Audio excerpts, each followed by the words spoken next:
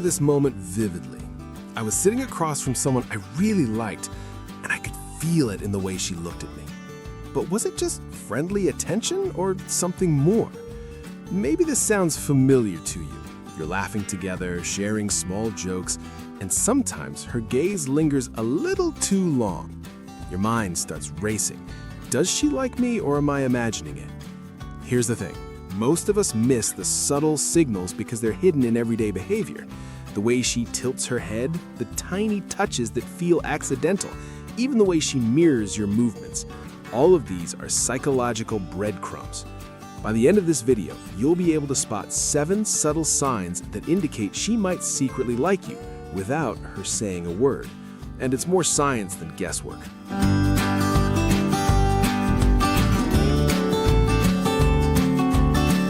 When it comes to attraction, words often tell only half the story. Most of what we communicate is nonverbal: gestures, eye contact, tone, and small behaviors. Psychologists estimate that over 60% of social communication is nonverbal. These subtle cues are not random. They're shaped by our attachment patterns and basic human psychology. For example, someone with a secure attachment style will naturally show interest through consistent attention, while anxious types might show fleeting signals mixed with hesitation. Understanding these signals also ties into the reciprocity principle. Humans are wired to respond positively to attention and warmth. When she subtly mirrors your movements or maintains eye contact, it triggers a subconscious pull, an invisible dance that says, "I'm interested." By learning to read these cues, you're not just guessing, you're interpreting a language your brain naturally understands, even if your conscious mind misses it.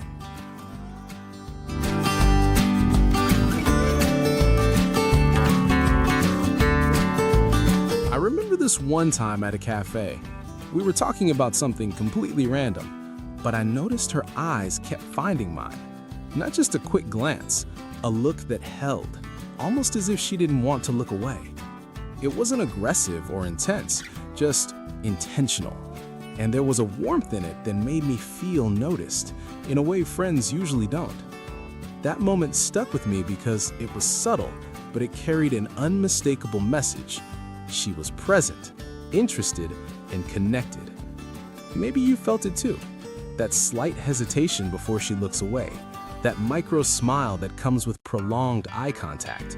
These small, almost unconscious actions are psychological signals of attraction, and they speak louder than any words could.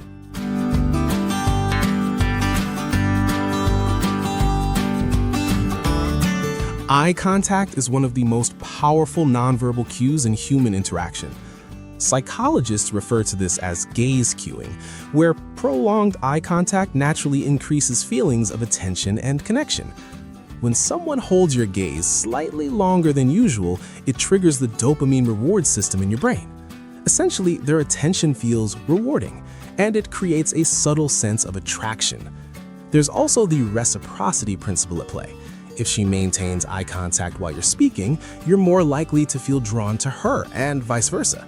It's a natural feedback loop of interest. So next time you notice her eyes finding yours repeatedly, it's not random. It's a subconscious signal. She's paying attention, she's present, and she may be attracted to you.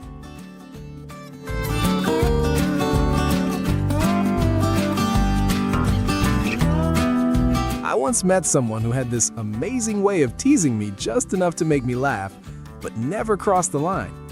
At first, I thought she was just joking around, but over time, I realized the teasing was her way of connecting.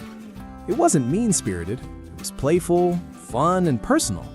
Each little joke or sarcastic comment felt like a small invitation, a way of saying, "I like being around you." Maybe you've noticed it too. She playfully challenges you, jokes at your quirks, or teases you in a way that's endearing. That subtle banter often carries more weight than direct compliments, because it creates rapport and emotional tension that feels magnetic. It's one of those small, everyday signs that someone is not just friendly, they're interested.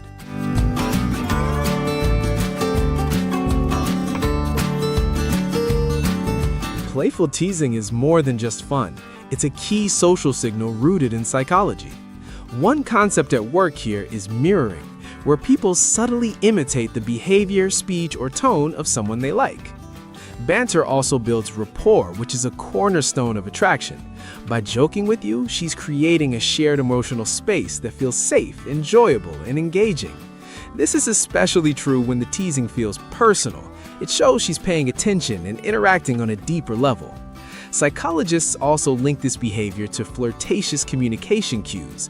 Light challenges or playful sarcasm trigger emotional arousal, which your brain can misinterpret as romantic attraction, in a good way. So when she teases you, laughs at your reactions, or engages in playful back and forth, it's a subtle but clear sign. She enjoys your presence more than just a casual friend would.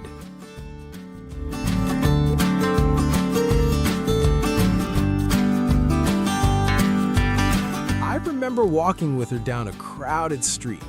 Every now and then, her hand would brush mine, just barely, almost accidental.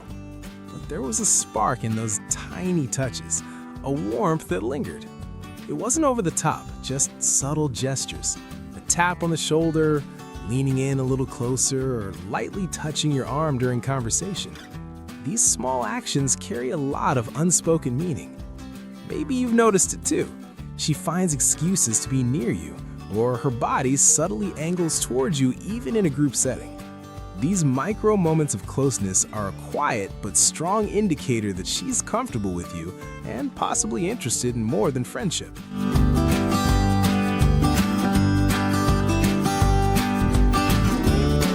Touch is one of the most powerful forms of nonverbal communication. Even subtle contact can trigger the release of oxytocin, often called the bonding hormone, which increases feelings of trust and attachment.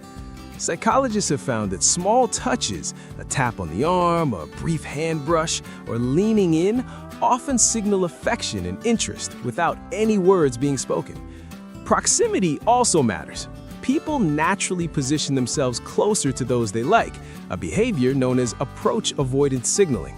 When she subtly moves closer, it's her subconscious way of showing comfort and attraction. So, when you notice these small touches or closeness, it's not random.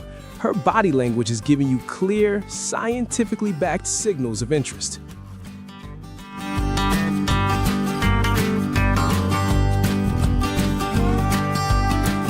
I once noticed her complimenting something I hadn't even thought was noticeable. The way I organized my desk, or a detail in my outfit. It wasn't forced or generic, it felt authentic, like she was really seeing me. She didn't just compliment for the sake of it. Each remark carried weight because it was personal and specific. That's the difference between casual friendliness and genuine interest. Maybe you've experienced it too. She notices small changes in your mood, remembers something you said weeks ago, or praises something that matters to you. That kind of focused attention is rare and meaningful, and it's often a subtle way of showing attraction.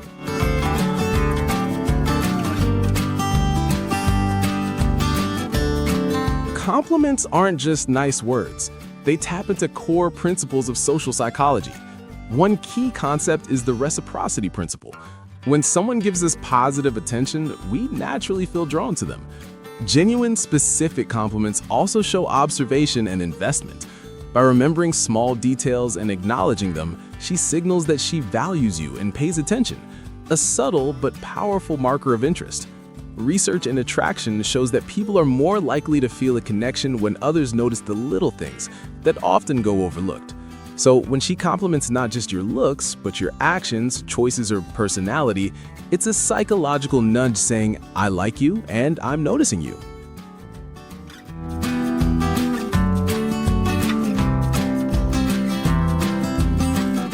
I remember mentioning a tiny hobby of mine once, something I didn't think she'd remember. A week later, she brought it up casually in conversation. That small moment told me a lot. She wasn't just being polite, she was paying attention to the things that mattered to me. Whether it's remembering my favorite coffee, a joke I made, or something I mentioned in passing, these details show genuine interest. Maybe you've noticed it too. She recalls small facts about your life that most people forget. It's subtle, almost invisible to the casual observer, but it speaks volumes. She's invested enough to notice the little things that make you unique.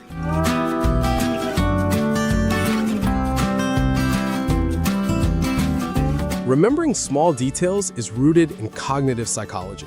When someone actively stores and recalls information about you, it shows focused attention and genuine interest. This ties into cognitive load theory. Our brains can only remember so much, so choosing to remember tiny details about you is a deliberate act of mental investment. It signals that you occupy a meaningful space in her mind. From a social perspective, this behavior also demonstrates attachment and emotional investment.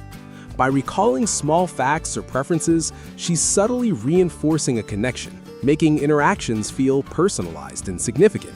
So when she remembers the little things, it's not random. It's a psychological clue that she cares and pays attention.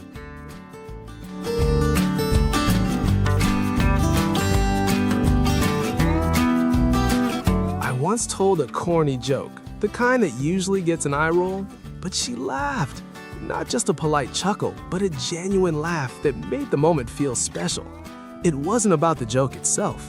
Her laughter signaled enjoyment, engagement, and connection. It was as if she was saying, "I like being around you, even in the small moments." Maybe you've experienced it too. She laughs at your quirks, your small stories, even when others might not. That kind of laughter is subtle, but it carries a strong emotional signal of attraction.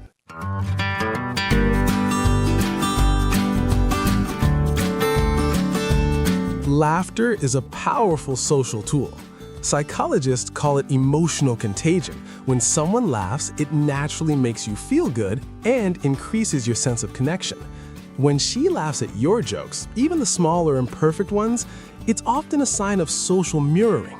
She's aligning emotionally with you, creating subtle rapport and bonding. Research shows that shared laughter releases endorphins, which enhance feelings of trust and attraction.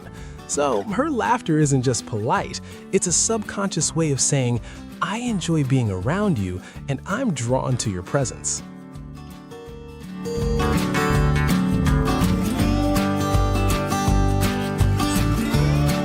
I remember a conversation where I was sharing a small story and she asked questions that showed she was genuinely curious.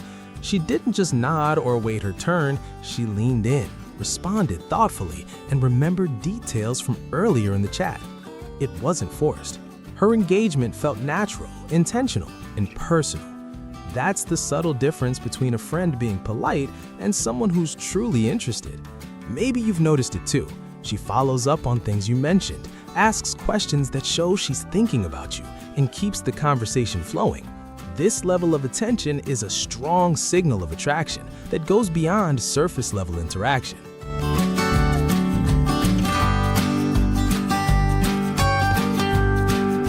Active engagement is a clear psychological indicator of interest.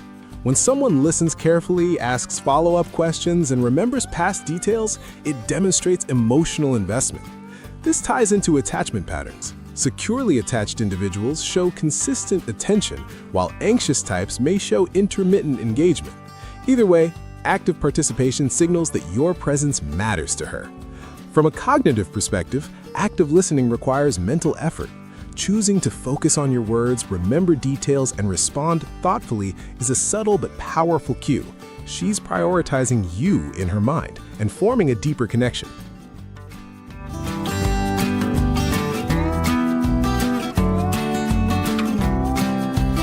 Let's summarize the 7 subtle signs we've covered. Eye contact that lingers shows attention and subconscious attraction. Playful teasing or light banter builds rapport and emotional tension. Subtle touches or proximity triggers oxytocin and comfort. Genuine compliments or attention signals observation and investment. Remembering small details demonstrates mental focus and care.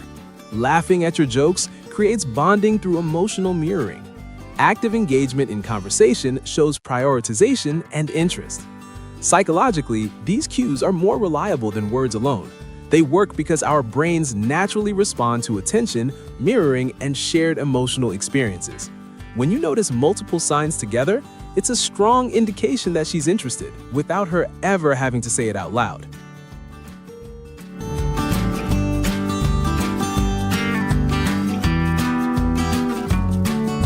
Here's the key takeaway. Noticing these subtle signals isn't about overthinking every move she makes. It's about awareness, paying attention to the little things that reveal genuine interest. Attraction often shows itself in the smallest gestures, a glance that lingers, a laugh that feels real, or remembering something you mentioned weeks ago. When you start seeing these patterns, it becomes easier to understand her feelings without forcing the conversation. So next time you catch these subtle signs, trust your instincts. They're backed by psychology, and they're often clearer than words. Pay attention, stay present, and let the connection unfold naturally.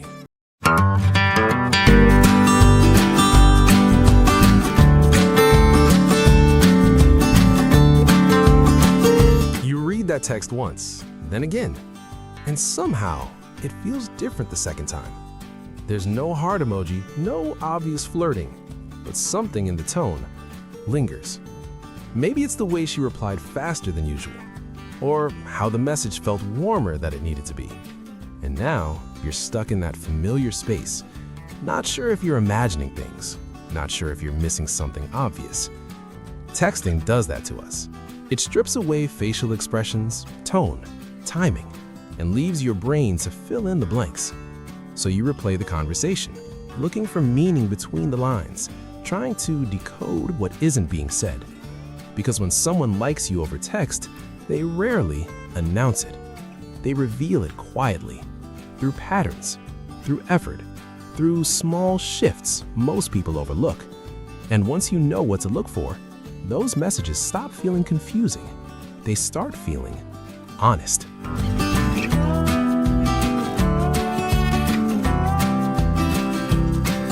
Texting removes most of the information your brain relies on. No voice tone, no facial expression, no immediate feedback. Psychologically, this creates low cue environments. When cues are missing, the brain fills gaps automatically. This is where ambiguity bias comes in. We project our own hopes, fears, and expectations onto neutral signals. A short reply can feel cold. A delayed reply can feel intentional, even when neither is true. Your mind is trying to resolve uncertainty, and uncertainty is uncomfortable for the nervous system.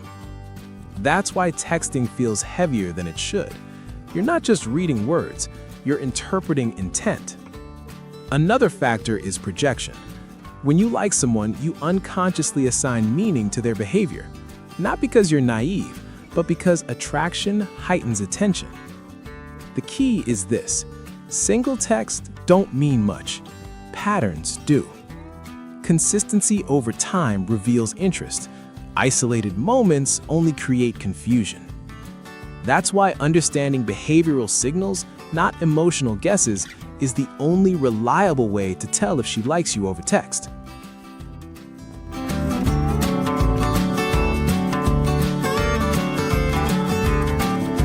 Attraction often shows up as balance, not intensity. In psychology, this is tied to the reciprocity principle. People naturally mirror effort when they feel connection.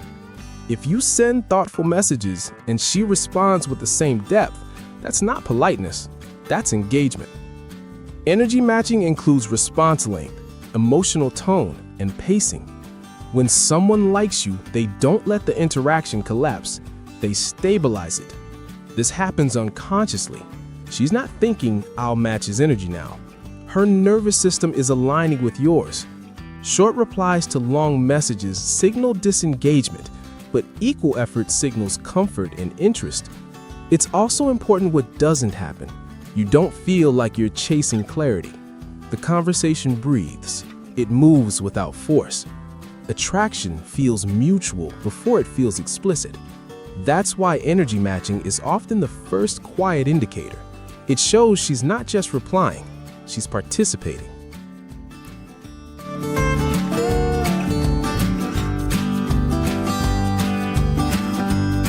I remember noticing it without realizing why. The messages were longer, but more importantly, they felt intentional. Before, replies felt polite. Now they felt present. She wasn't just answering questions, she was adding thoughts, expanding ideas. There was a rhythm forming, A back and forth that didn't stall. I didn't feel the urge to overthink or to carry the conversation alone. And that's when it clicks. Not through excitement, but through relief. Because mutual effort feels calm, not anxious, not urgent. When someone likes you, you stop feeling like you're proving yourself. You feel met. And that shift is subtle, but once you feel it, it's hard to ignore.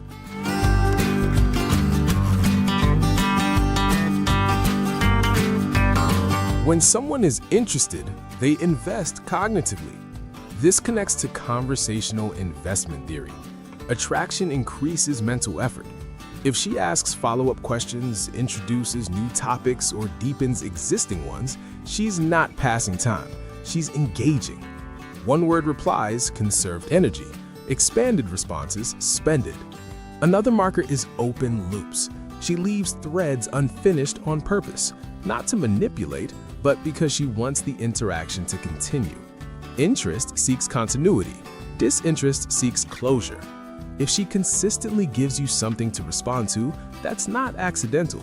It shows curiosity, and curiosity is an early form of attraction. This isn't about volume, it's about direction. Is the conversation moving forward or constantly being reset?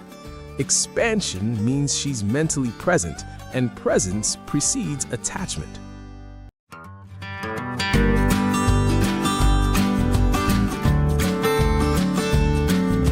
It started with something small, a simple question. Nothing personal, nothing flirty. But instead of answering and stopping, she added another thought, then another question. The conversation didn't end. It unfolded. Minutes turned into an hour, not because we were trying, but because neither of us wanted to exit. There was no pressure, no performance, just curiosity pulling the conversation forward. That's when you realize something. When someone likes you, they don't rush to finish talking to you. They stay, even when there's no clear reason to.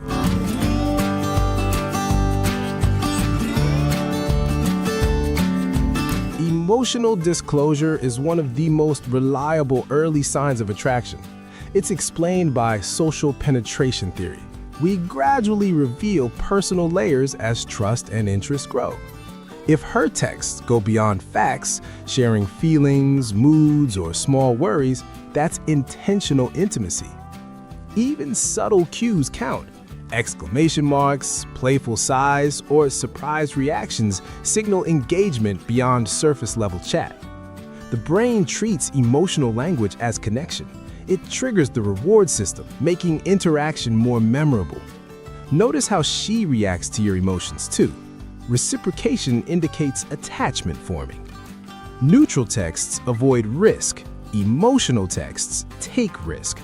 Emotional attraction thrives in low-risk yet meaningful emotional exchange. So when her words carry tone, warmth, or small vulnerabilities, she's inviting you in. Not with grand gestures, but through micro-signals you can consistently observe.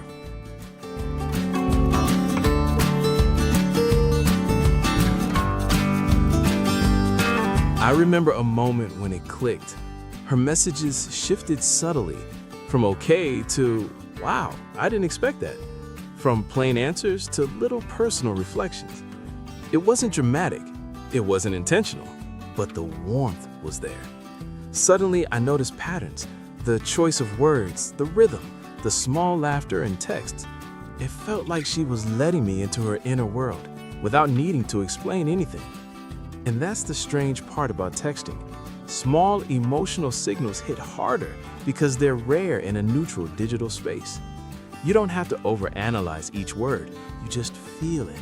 And it's unmistakable when neutrality fades into genuine connection.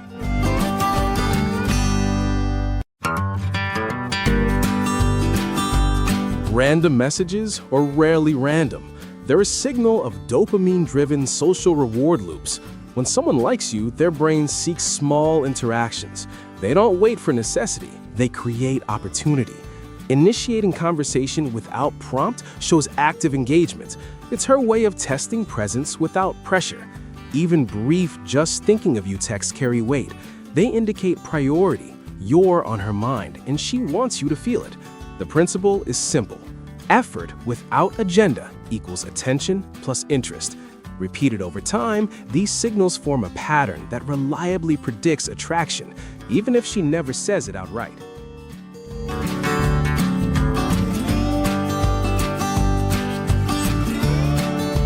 It was a normal day. No reason to reach out, no event, no question, just a simple message. I just thought of you. It landed differently than a routine text. It wasn't transactional. It wasn't polite small talk. In that moment, I realized she wanted to be present in my mind just as I was in hers. It's subtle, almost easy to miss, but when someone takes the mental energy to reach out without a prompt, it's a quiet declaration of interest. And that small, unprompted attention, it carries more weight than 100 "How are you" messages.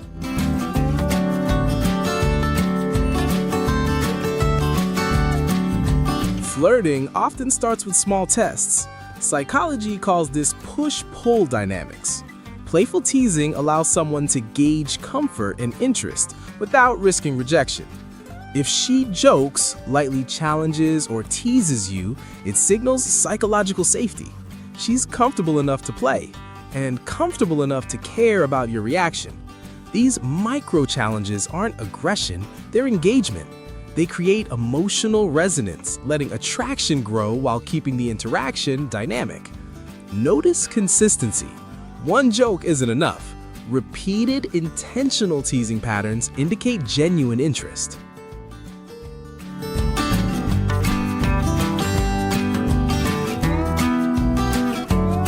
The first playful jab came unexpectedly. A little tease about something trivial. Instead of formal or serious replies, the conversation now had rhythm and bounce. It wasn't about winning or proving anything.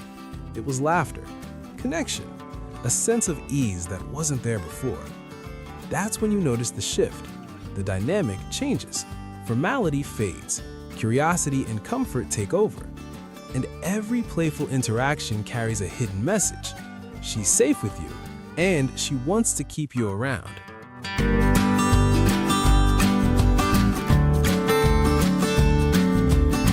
Mirroring is subtle but powerful. It happens when someone unconsciously synchronizes language, tone, or emoji use with yours. This is rooted in rapport-building psychology. Mirroring creates familiarity, comfort, and connection. If she matches your phrasing, adopts similar humor, or uses the same emojis consistently, it's more than coincidence. The brain interprets mirroring as similarity, which increases attraction naturally. It's not about copying, it's about alignment. Subtle mimicry signals interest without requiring overt declarations.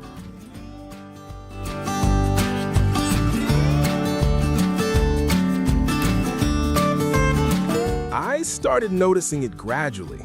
The way she punctuated sentences, the emojis she chose, even the rhythm of her words mirrored mine.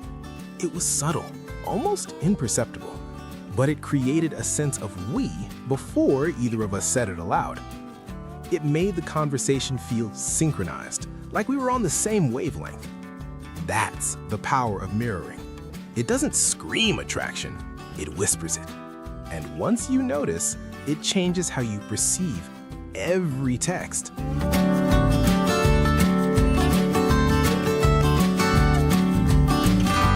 One of the most revealing signals of attraction is future pacing. This is when someone talks about experiences or plans that include you, even hypothetically. Psychologically, it shows mental inclusion. She's imagining scenarios where you exist in her world. Phrases like, "next time we," or "we should try," aren't casual suggestions. They indicate she's thinking beyond the present interaction. Future pacing subtly signals desire without direct commitment. It's a way to test comfort and emotional readiness, and it often precedes deeper connection. When someone naturally brings you into their imagined future, it's a clear marker of romantic interest.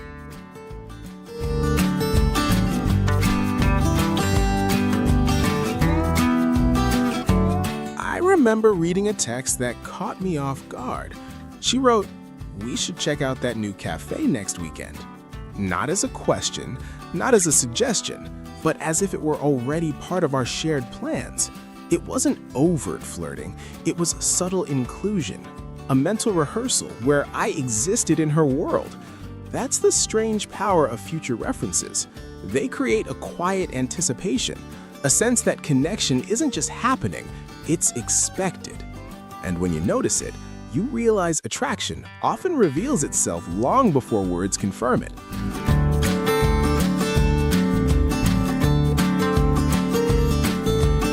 Even with all these signals, she might never explicitly say she likes you, and that's normal. Fear of rejection is a major factor. Evolutionarily, taking social risks carries consequences. Gender norms can also play a role. Many women are socialized to be cautious in expressing romantic interest. Ambiguity is safer. It allows connection without vulnerability. Her subtle signals communicate interest while protecting her emotionally. Understanding this helps you interpret text accurately. Attraction is often implicit, not declarative, so patterns, not single messages, reveal her feelings.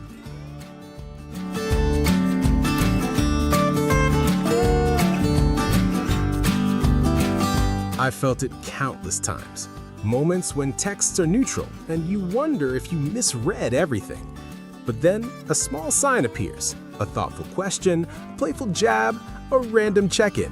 The silence isn't emptiness. It's space for patterns to emerge, for attention to reveal itself gradually. Once you start trusting these subtle cues, you stop obsessing over every pause. You begin noticing consistency, and attraction becomes a rhythm, not a guess.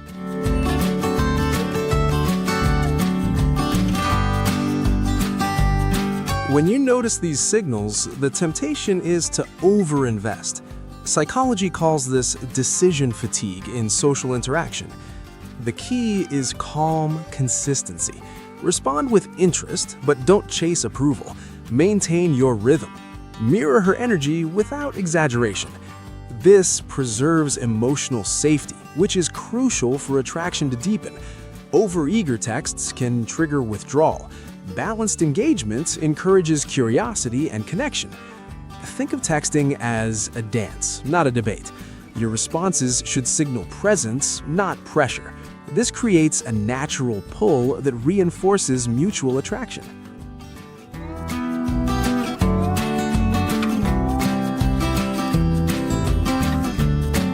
I remember wanting to reply instantly. Every notification felt urgent. Every pause felt like a test. But I stopped myself, took a breath, kept my responses measured, calm, and genuine. It changed the dynamic. The conversation felt lighter, more natural. She engaged without prompting. I stayed present without overthinking. Attraction thrives in this space, not in pressure, not in chase, but in balanced curiosity and emotional safety. Sometimes the best move is simply staying grounded. Let the pattern unfold naturally.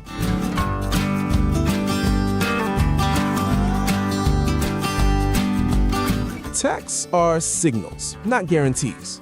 They reveal interest but not intentions. Single messages are misleading. Patterns matter. Consistency over time is the most reliable indicator of attraction. Also, context matters. Stress, mood, and external distractions affect responses. Her interest isn't erased by one short or late reply. Think of texting as a behavioral map, not a declaration. Observe patterns, interpret signals, but don't overinflate any single text. This mindset reduces anxiety and lets you see the relationship clearly through behavior, not speculation.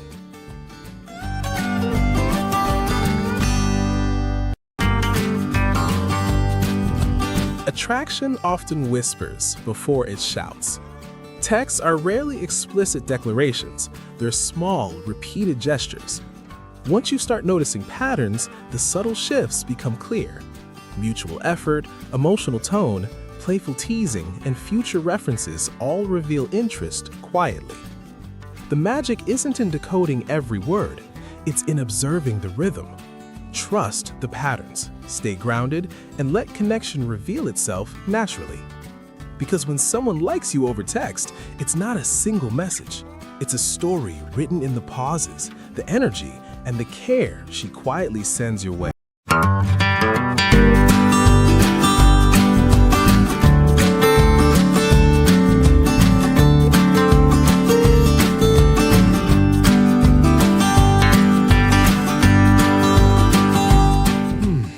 I remember a moment where I stopped trying to say the right thing. Not because I gave up, but because something inside me settled. The constant checking, the overthinking, the quiet need for reassurance. It all went quiet. And strangely, that's when everything shifted. Her tone changed before her words did. Her attention lingered a little longer. She started reaching out, not dramatically, just naturally. Maybe you've felt this too. That confusing moment when doing less seems to create more connection. This isn't about tricks. It's about a psychological shift most people never notice until it works.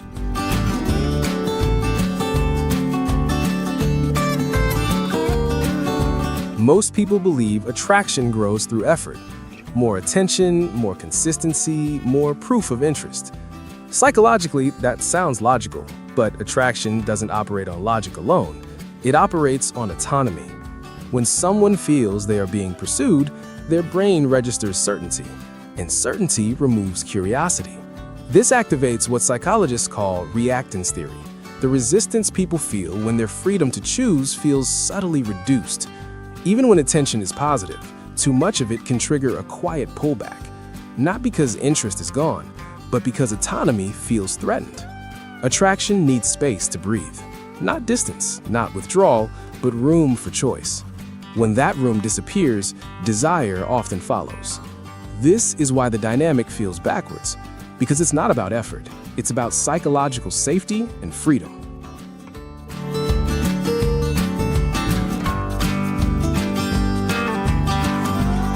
It usually starts with good intentions. You like her, so you lean in. You reply faster, you initiate more. You become emotionally available in every possible way. At first, it feels right, connected, promising. Then, something shifts. Her responses slow down. Plans become less certain. The energy you're giving isn't fully met. So you try harder without realizing it. More reassurance, more presence, more explaining how you feel. And that's the moment most people miss. The effort isn't creating closeness anymore. It's quietly creating pressure. If this feels familiar, you're not broken. You're responding the way most humans do. The pattern isn't about neediness. It's about misunderstanding how attraction regulates itself.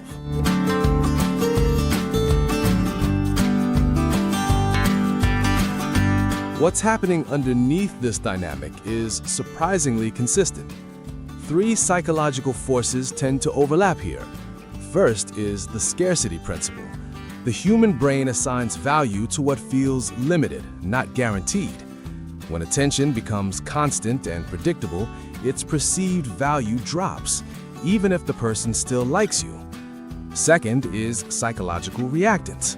When someone senses an unspoken expectation to respond, reciprocate, or commit emotionally, the nervous system subtly resists, not consciously, somatically. Third is autonomy-driven desire. Attraction strengthens when someone feels they are choosing you freely, not being pulled toward you. This is why pulling back works when it's genuine, not as a tactic, but as a restoration of balance. The moment your energy becomes self-contained again, pressure dissolves, and curiosity has space to return. That's the real mechanism, not manipulation, regulation.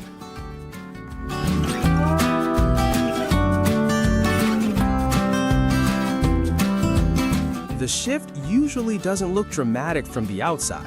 There's no speech, no boundary announcement. It happens internally first. You stop monitoring every interaction.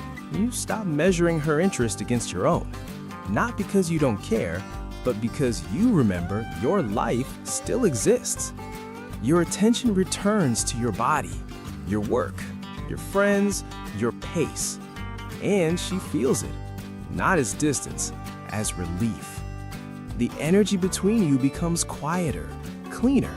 There's no urgency to respond or perform. That's often when she leans in, not chasing, just re-engaging, because pressure left the room.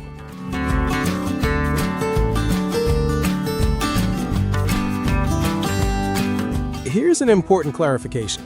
What we're talking about isn't trickery. It's not mind games or emotional manipulation. Healthy reverse psychology and attraction is rooted in authentic self-regulation. When you stop over-investing in her attention, you're not controlling her behavior, you're controlling your own energy. This aligns with research on outcome independence, the idea that desire is strongest when people feel choice and freedom. It's why scarcity and autonomy work psychologically. Contrast that with manipulation, which adds deception, pressure, or emotional withholding. That triggers distrust and anxiety, the opposite of attraction. Here, the goal is simple. Be present without needing her response to validate you. Allow curiosity and natural desire to reemerge. It's subtle, ethical, and surprisingly effective.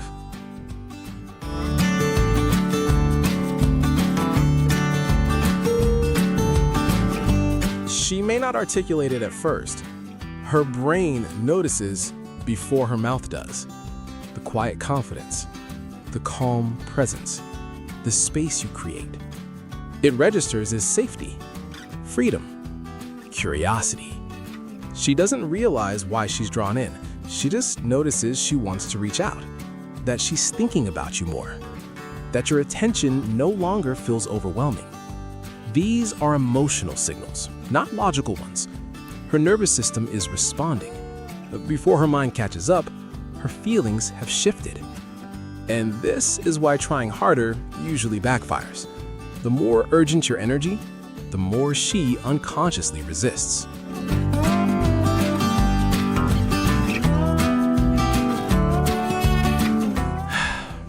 Attraction is deeply influenced by attachment systems. People with anxious attachment seek closeness and reassurance. They often respond strongly to attention or withdrawal. People with avoidant attachment value autonomy and space. Excessive attention triggers discomfort and subtle pullback. Most interactions involve a push-pull loop between these patterns. When you overinvest, an avoidant nervous system feels pressure. When you pull back, it restores balance, sparking interest. Your nervous system also matters. Calm, regulated presence signals safety and security. Anxious energy signals neediness and unpredictability. Understanding these loops explains why the subtle shift of less effort, more self-containment works. It's not magic, it's biology and psychology aligning naturally.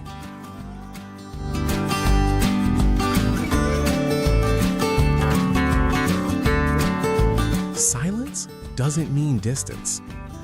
It doesn't mean disinterest. It's the space where curiosity grows. You stop explaining every feeling. You stop seeking constant reassurance. You simply exist, grounded, calm, present. And she notices. Not in a dramatic way, but in small cues. Lingering eye contact, a slightly warmer tone, more frequent engagement. Your absence is emotional, not physical. It's a quiet invitation for her to step in, to re-engage with the version of you that's calm, confident, and self-contained. This subtle shift often triggers the first signs of her leaning in, without you saying a word.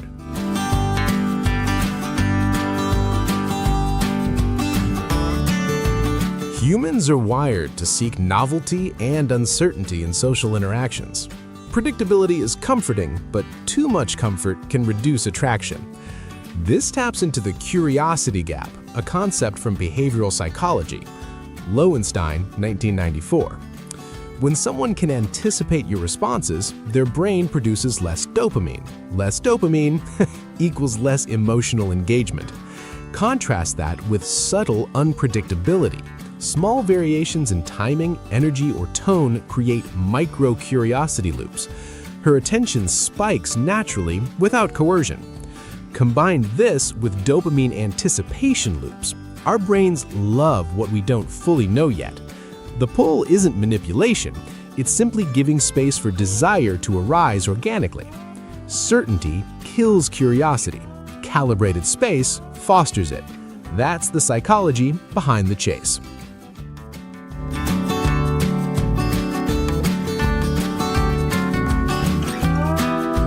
You might notice it first in small ways. She texts first, casually. She asks more questions. She seeks your opinion, not out of obligation, but curiosity. It's quiet, no grand gestures, just a shift in energy. The dynamic flips subtly. You're no longer the one reaching. She's leaning in. And it doesn't feel manipulative. It feels mutual, natural, balanced. That's the beauty of this psychological shift. It's not about control. It's about alignment, when your energy matches your intent. The chase isn't forced. It's allowed to emerge.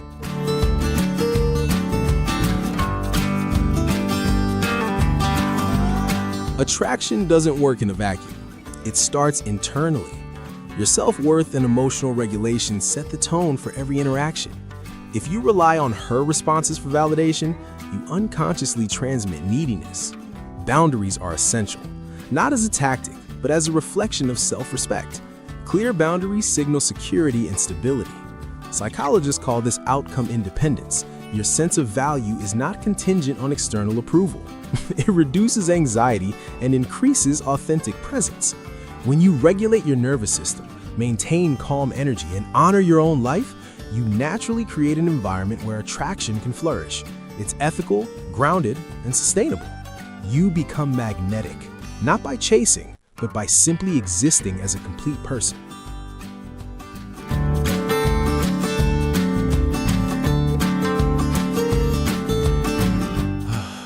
There's a quiet relief in letting go of constant expectation.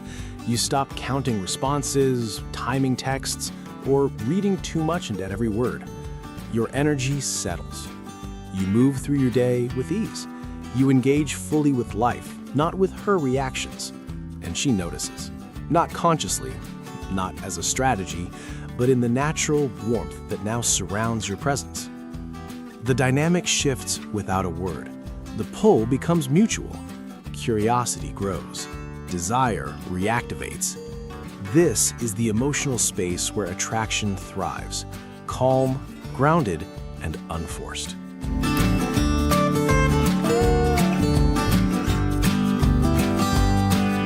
Here's how to apply the shift without playing games. First, consistency without chasing. Show up predictably in life, not desperately in interactions. Second, space without punishment. Pulling back isn't a threat, it's a boundary that allows autonomy. Third, presence without pressure. Engage fully when you're together. Be curious, attentive, but not contingent on her validation.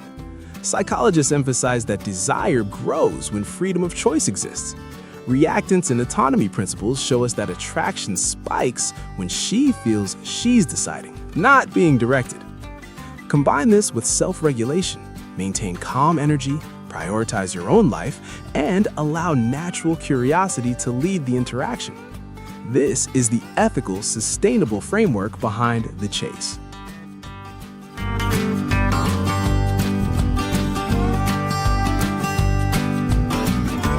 It all comes together quietly.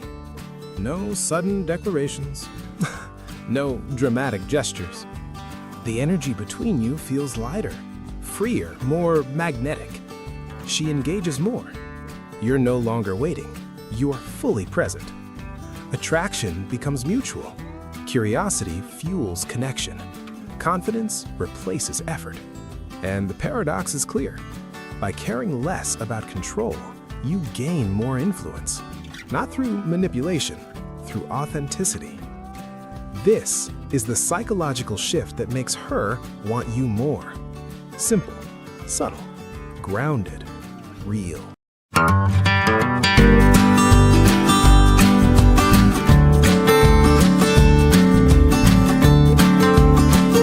I want to start with something most men feel but rarely talk about.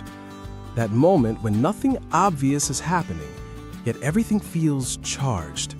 She isn't flirting loudly, she isn't touching you, she isn't saying anything risky, and still, something in the air shifts. Maybe you felt it sitting across from someone, where the conversation feels normal on the surface, but underneath, there's a pull you can't explain. You notice the pauses feel heavier. Eye contact lingers just a second longer than necessary. The space between you suddenly feels intentional. Here's the part most people miss. Real desire almost never announces itself. When attraction turns into lust, it becomes quieter, not louder, more controlled, more selective. And if you're only looking for obvious signals, well, you'll miss the moments that matter most. Because when a woman secretly wants you, she doesn't give you a sign, she gives you a shift. And your nervous system notices it long before your logic does.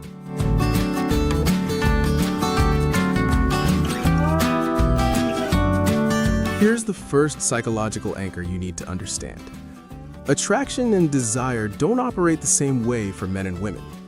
From an evolutionary psychology perspective, expressing desire has historically carried more risk for women than men.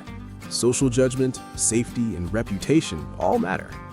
So the brain learns to signal interest without exposing vulnerability.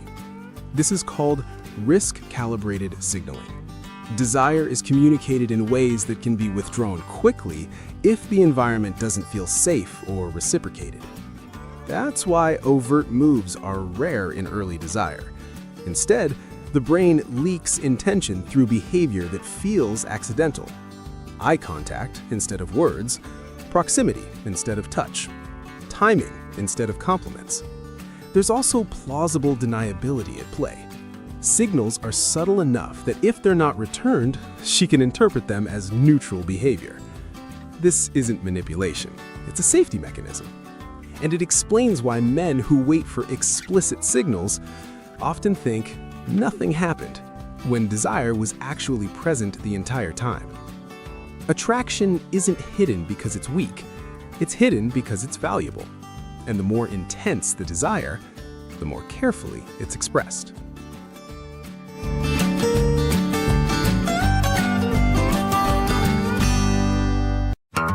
There is a moment that's hard to describe unless you've lived it. Nothing changes in the conversation. Same topic, same tone. But suddenly, you feel more seen.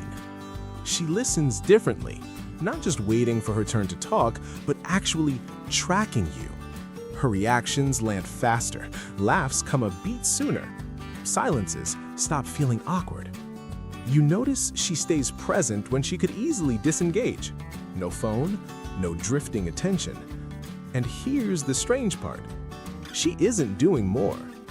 She's doing less, but with intention. Fewer words, slower movements, more stillness. That's often the first moment desire appears, not through action, but through focus. When someone wants you, their attention stops scattering, and you feel it before you understand it.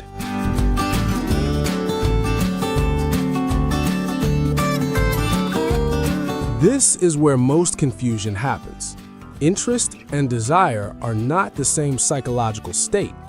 Interest is cognitive, curiosity, friendliness, evaluation. The brain is gathering information. Desire is physiological. It activates the dopaminergic system tied to anticipation and reward.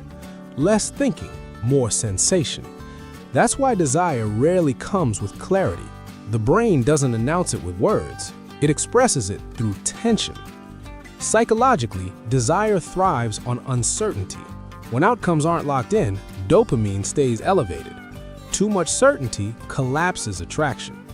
This is why explicit compliments often feel flat early on. They move the interaction from anticipation to conclusion. Desire, instead, leaks through behaviors that preserve ambiguity. Lingering glances, delayed responses, moments where nothing happens, but everything is felt.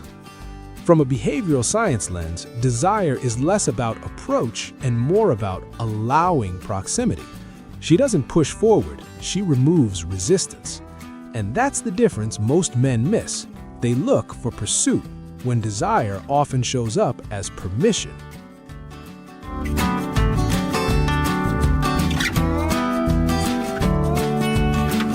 Sometimes the words stay completely neutral. She's polite, friendly, nothing you could screenshot as proof. But her body tells a different story. Her shoulders angle towards you without realizing it. Feet pointing in your direction. Shoulders opening instead of closing. The distance between you shrinks naturally. Not suddenly, just enough to feel intentional. You notice her movements slow down. Gestures soften. Breathing deepens. And here's the key moment. She doesn't correct it. When someone isn't interested, their body creates exits. When desire is present, the body stays. It lingers. It settles. And if you're paying attention, you realize something before anything happens. Her body already chose before her words ever could.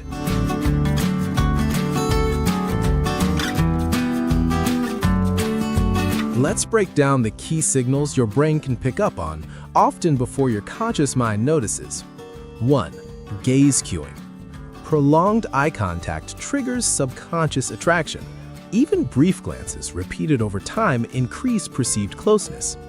2. Pupil dilation. A physiological response your brain can't fake.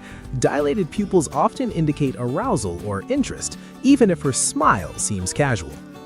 3. Orientation bias. Her body subtly aligns towards you, shoulders, feet, torso. It's a nonverbal sign of attention and receptivity. 4. Open body loops. Arms uncrossed, hands visible, posture relaxed. These microsignals communicate safety and accessibility. 5. Mirroring. She unconsciously mimics your gestures or speech patterns. Mirroring builds rapport and signals comfort, a prerequisite for desire. These signals are powerful because they bypass rational filtering. She doesn't have to decide to send them. Her body does it automatically. The more of these micro behaviors you notice, the clearer her underlying attraction becomes. It's subtle, but it's real.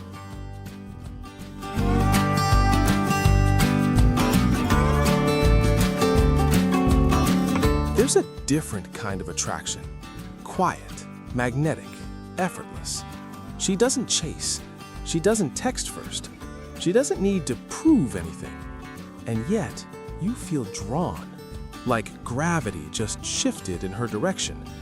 Maybe it's the way she leans slightly closer in conversation, or how she laughs just a fraction longer when you joke, or the way her energy fills the room without words. It's subtle, but unmistakable. You don't need a declaration. Her presence itself is enough. That's the hallmark of desire expressed without needing permission. When someone truly wants you, they create pull, not push. And for the first time, you notice this attraction doesn't have to be loud. It just is.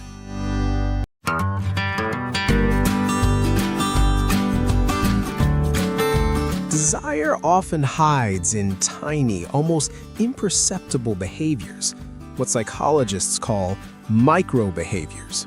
1. Self-touch. Adjusting hair, rubbing arms, or subtly playing with jewelry. These movements increase arousal and signal availability. 2. Mirroring. Copying your gestures or speech rhythm unconsciously. It strengthens connection and signals alignment. 3. Vocal modulation. Pitch, tempo, and tone subtly shift around someone attractive. Higher pitch and softer tones often indicate arousal. 4. Preening behaviors. Adjusting clothing, smoothing posture, or tilting the head. Rooted in evolutionary psychology, these are displays of health and receptivity. 5. Subtle initiation. Touching a shared object, leaning in, or initiating small proximity. They allow closeness without overt verbal requests. The key, These actions are automatic. She doesn't have to decide to do them. Her nervous system communicates desire first, consciously later. Men often miss these because they expect overt signals, but desire doesn't shout. It whispers in micro movements that can feel almost invisible. Recognizing these cues gives you insight into true attraction long before words confirm it.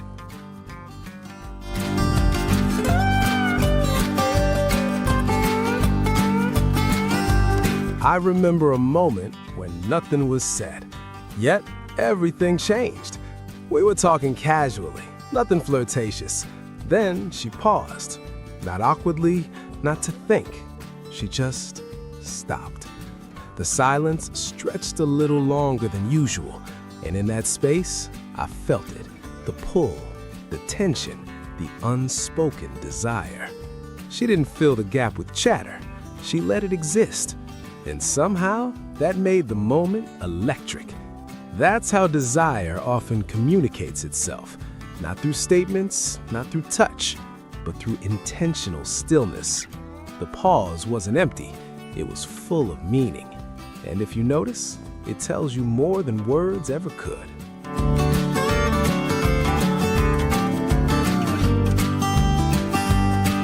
Desire doesn't exist in a vacuum. It's intertwined with attachment patterns and perceived safety. Secure attachment, comfortable expressing interest without overthinking. Signals are consistent and clear. Anxious attachment, signals may appear inconsistent. Desire is there, but fear of rejection blunts expression. Avoidant attachment, signals are subtle, fleeting, or delayed. She may want you, but won't show it openly. Psychologically, desire requires a sense of safety. The brain won't risk revealing vulnerability in an unsafe environment. This is why micro-signals often only appear once trust is established. Understanding attachment frameworks helps explain why some women communicate desire clearly, while others leak it only through subtle, almost hidden behaviors. If you misread safety cues, you might assume there's no interest, when in fact, desire is present, just waiting for the right context to surface.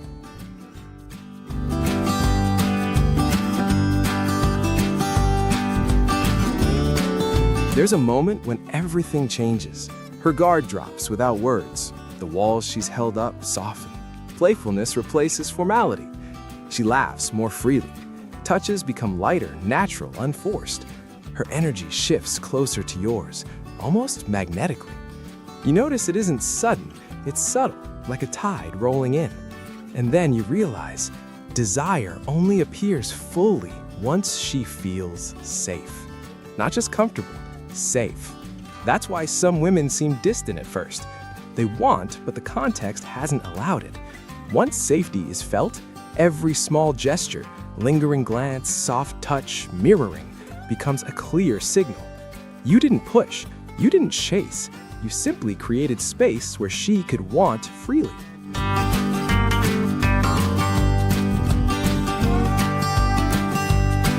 Here's the hard truth. Most men miss desire entirely, even when it's right in front of them. Projection bias. We interpret signals through our own fears and expectations. If you doubt her interest, you'll downplay subtle cues. Overthinking. Analyzing every glance or gesture kills intuition. Desire is felt more than it's logically deduced. Fear of rejection. It causes men to avoid approaching or acknowledging signals. Sometimes pulling back too soon hides the very attraction you're seeking. Expecting obvious signs. Movies and culture train men to look for overt pursuit. When signals are quiet, they're often missed entirely. Neutrality misread, moments of pause, subtle touches, or lingering looks are easily dismissed as nothing. Yet, these are often the most telling signs of desire. Understanding these psychological barriers helps you see what's really happening, instead of imagining it isn't. Desire is often silent, but if you know where to look, it speaks loudly.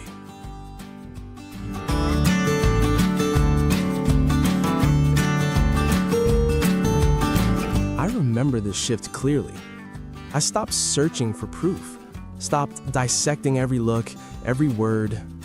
I became fully present instead. And suddenly, the signals grew clearer. The subtle touches, the lingering glances, the micro behaviors, they became impossible to ignore. She wasn't changing, I was. By letting go of control, I allowed desire to show itself. No pressure, no expectation, just awareness. It's ironic. The moment you stop chasing, attraction often becomes most visible.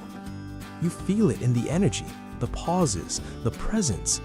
Not in words, not in forced gestures. And that's when you realize desire always communicates, even when you're not looking.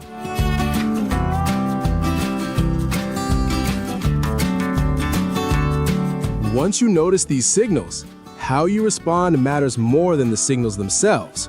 1. Emotional regulation. Keep your calm. Excitement or neediness can overwhelm subtle desire cues.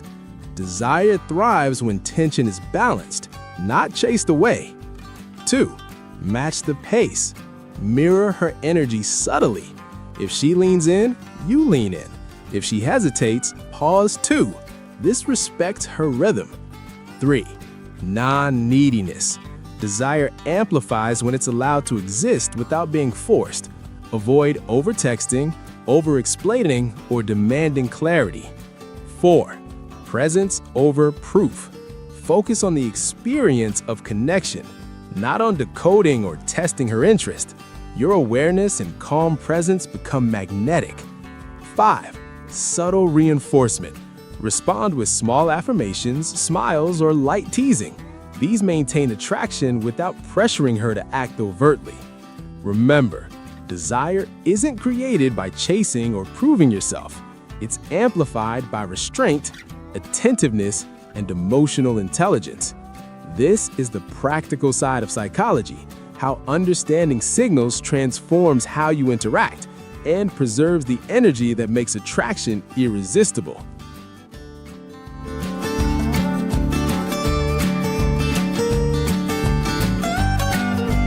By now, you've seen the pattern. Desire rarely shouts.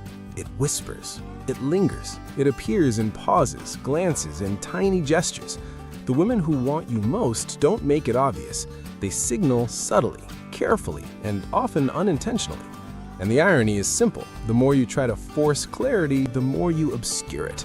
The more you stay grounded, attentive, and calm, the easier it becomes to notice these hidden signals. Attraction is a dance, not a declaration. It grows quietly between the lines of conversation, in the spaces between words, in the rhythm of presence. If you pay attention and understand the psychology behind what's happening, you'll notice desire long before anyone says a word. It's there. Always.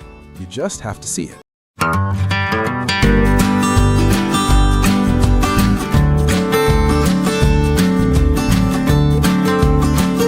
I used to think attraction was obvious, that if someone wanted you, they'd say it. Clear words, clear signals, no guessing. But real life didn't work like that. Instead, I noticed something quieter happening. A shift in energy before any confession. A presence before permission. Maybe you felt this too. She's not flirting openly. She's not making bold moves. Yet something feels different when you're around her. The space feels warmer. The silence feels intentional. Her body seems to respond before her words ever do. And that's the part most people miss.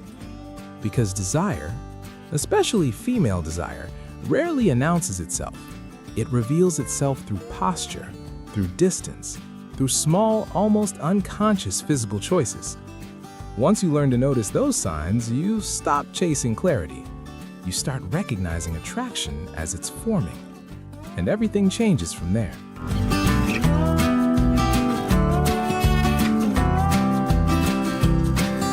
Here's something psychology has been clear about for decades. Most attraction is communicated non-verbally. Albert Mehrabian's work on communication showed that emotional intent is carried far more by tone, expression, and body language than literal words. Now, layer social context on top of that. For many women, openly expressing desire carries social risk, rejection risk, judgment risk, misinterpretation risk, so the brain chooses a safer channel, the body. From an evolutionary standpoint, this makes sense. Subtle physical signals allow interest to be tested without full exposure. Psychologists call this cost-benefit signaling. You show just enough to gauge response without overcommitting. That's why attraction often starts with proximity, with gaze, with orientation, and touch. These behaviors are largely unconscious. They're driven by the limbic system, the part of the brain responsible for emotion and bonding. Words come later. The body speaks first. If you're only listening for verbal confirmation, you're arriving late to the conversation.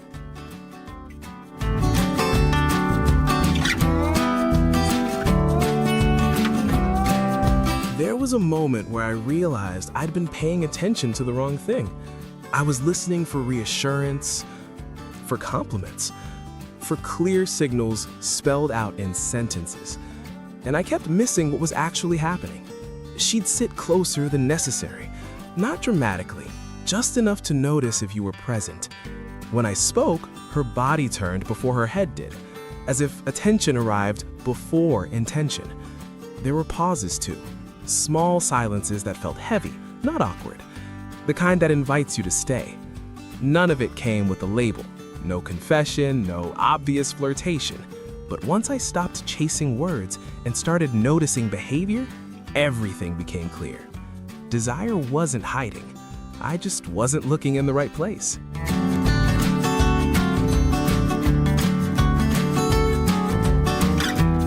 One of the earliest physical indicators of attraction is distance, or more accurately, the willingness to reduce it.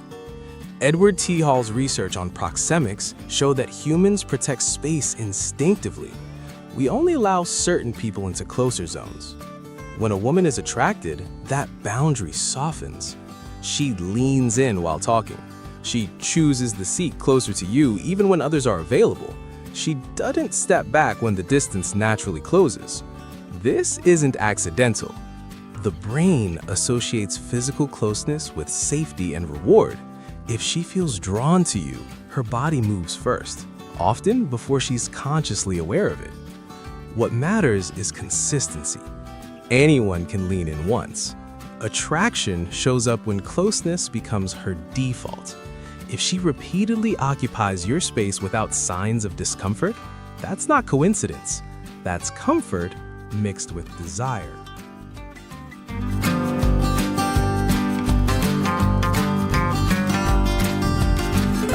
Eye contact is one of the most studied attraction signals in psychology. When someone is interested, their gaze tends to stay longer than neutral. Not staring, lingering.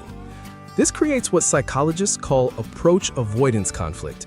She wants to connect, but her brain also monitors social risk. So the pattern looks like this. She holds eye contact a second longer than necessary, then breaks it, then returns to it again later. This back and forth isn't indecision, it's regulation. There's also a physiological component. Pupil dilation increases when we're emotionally aroused or interested. It's unconscious and impossible to fake consistently. What matters most isn't a single look, it's the repetition. If her eyes keep finding you in the room, that's attention. If they soften when they meet yours, that's comfort. And when those two combine, attraction is usually present long before words appear.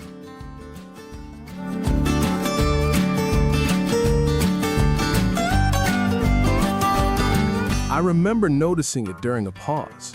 Nothing dramatic was happening. No flirting, no teasing, just a quiet moment between sentences.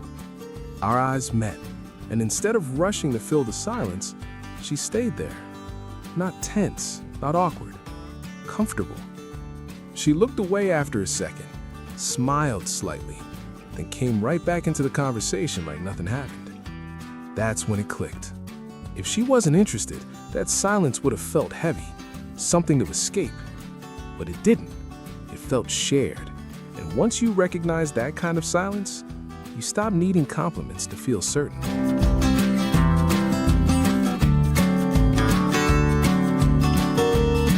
Mirroring is a subtle but powerful attraction signal. Psychologists call it the chameleon effect.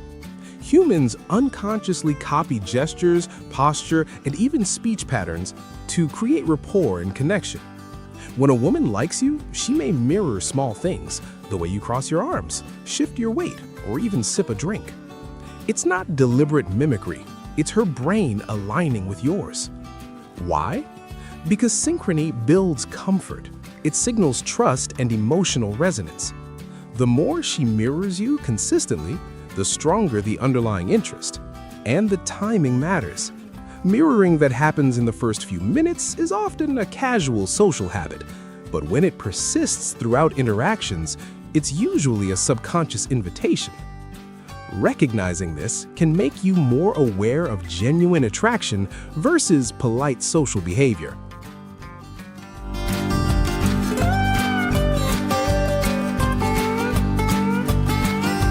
Another strong physical sign is preening.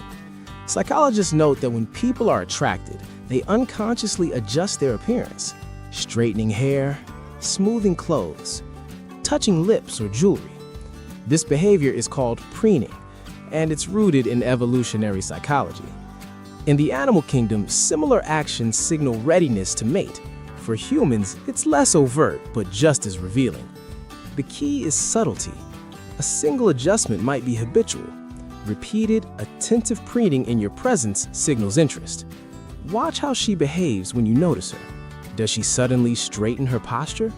Brush a stray hair away. These small actions are ways her body's preparing for closeness without needing words. Preening is one of the most reliable signs women give when attraction is present.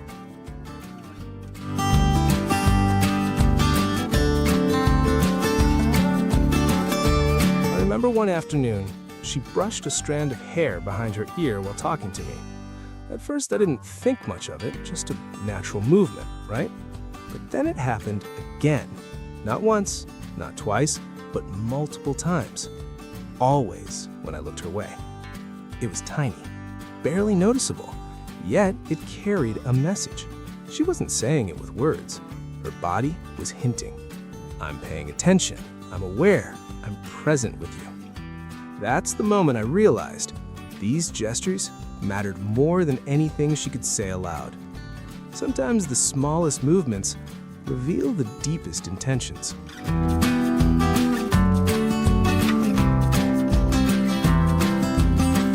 Voice is more than just words.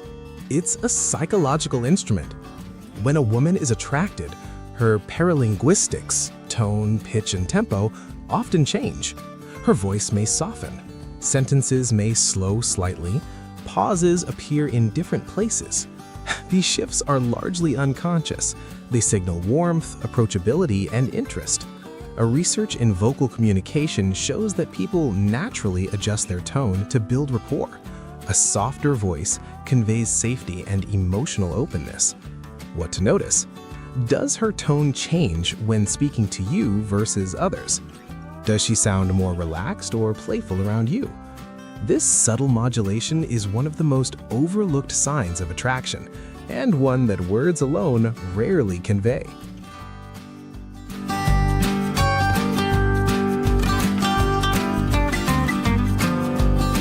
Touch is one of the most direct yet subtle indicators of interest.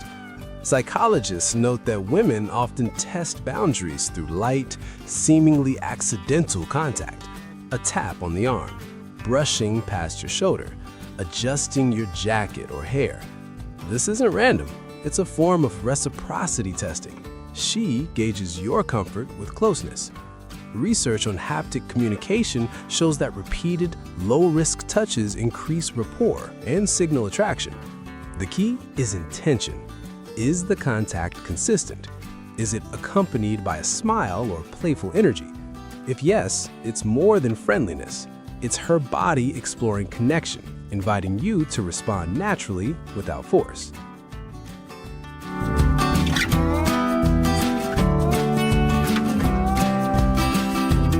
I remember reaching for my coffee, and she lightly brushed my hand as she passed. I froze for a moment, thinking it was accidental. But then it happened again later that day, this time when our shoulders grazed while laughing. Nothing overt, nothing deliberate, at least on the surface, yet there was a rhythm to it, a pattern that felt intentional. It wasn't just contact, it was a quiet way of saying, "I'm comfortable with you, I'm here, I notice you." That's the kind of subtlety most people overlook, but for those paying attention, it speaks volumes.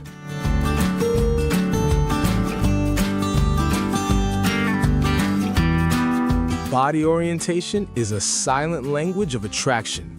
Research in nonverbal communication shows that where we point our feet and torso often reveals true interest, sometimes more than words or eye contact. When a woman likes you, her body naturally leans toward you. Feet, hips, and shoulders subtly angle in your direction. Even during group interactions, her orientation may track you. This is connected to limbic system signaling. Your brain instinctively aligns with people you feel drawn to. Closed postures, crossed arms, angled away shoulders signal discomfort or disinterest. Open, forward-leaning postures indicate attention, comfort, and attraction. Notice these details consistently. Small shifts in orientation are rarely accidental and often reveal desire before anything is spoken.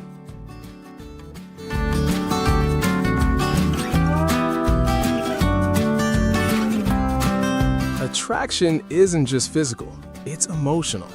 Psychology shows that women often mirror the emotional impact of someone they're drawn to. A laugh feels louder. A compliment hits deeper. A teasing remark might spark a genuine smile or blush.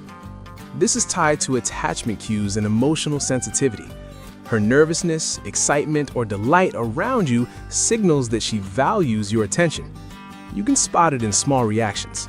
Quick smiles, slight shifts in energy, subtle changes in tone or expression. It's not over-the-top drama, it's a measured, unconscious reflection of her interest. If you notice her mood subtly rise or soften in response to you, that's a clear indicator she's invested, emotionally and physically.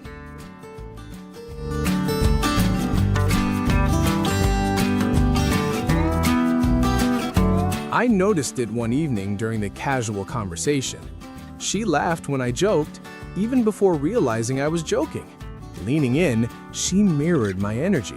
Calm when I was calm, excited when I got animated. It wasn't intentional, at least not consciously. Her reactions flowed naturally with mine.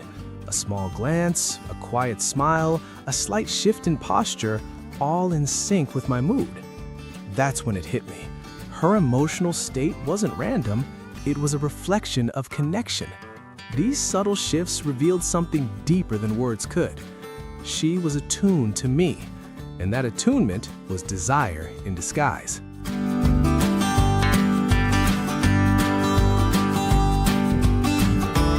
Emotional synchrony goes beyond moment-to-moment reactions. Psychologists studying emotional contagion show that humans unconsciously mimic the energy of those they're drawn to. If you're animated, she becomes animated. If you're calm, she mirrors calmness. It's a subconscious way of aligning with you. This isn't just coincidence. Mirroring energy builds rapport and creates a sense of shared experience. It also signals comfort and psychological safety. Her brain is essentially saying, "I'm in sync with you. I enjoy being around you." Repeatedly observing this pattern is a strong physical and emotional indicator of attraction.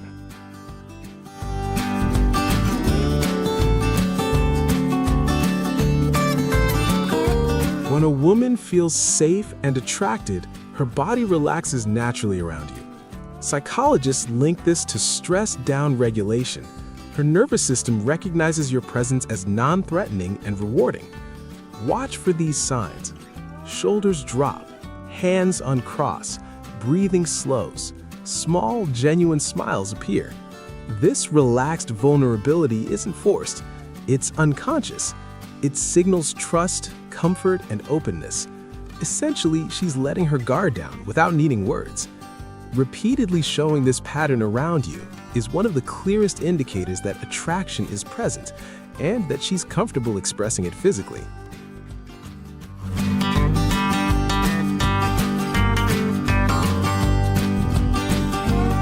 Most men rely on words to gauge interest, and that's a problem. Psychology shows we have an attention bias toward explicit cues. We overlook subtle nonverbal indicators because our brains are trained to process verbal confirmation first. Add cognitive load, work stress, social anxiety, overthinking, and the signals get drowned out. Even obvious body language can slip by unnoticed. Another trap: over-verbalization. Trying to force clarity or interpret every gesture too quickly often kills subtle attraction. The key is presence. Observe without expectation. Notice repeated patterns. Let your brain recognize the signals before your words try to label them. Miss these cues and desire often passes quietly without anyone saying a thing.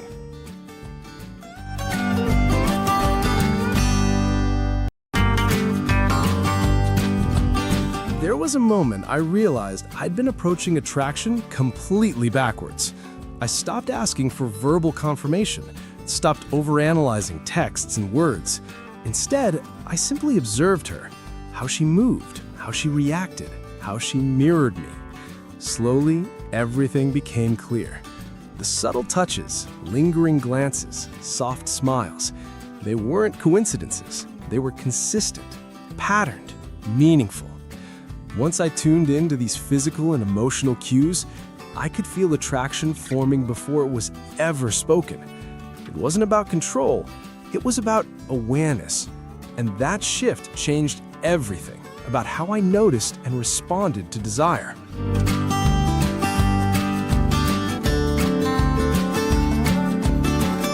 Once you notice these signals, the way you respond matters. Psychology shows that matching energy is more effective than over-verbalizing interest. Respond naturally. Stay calm. Don't force affection or push for verbal confirmation. Non-neediness is key. When you remain grounded and present, your confidence signals safety and value. Reciprocity works here too. A light touch, mirroring her energy, or matching her attentiveness reinforces attraction without pressure. Essentially, your goal is simple. Be aware, responsive, and calm. Let connection unfold naturally. Desire grows when it isn't forced.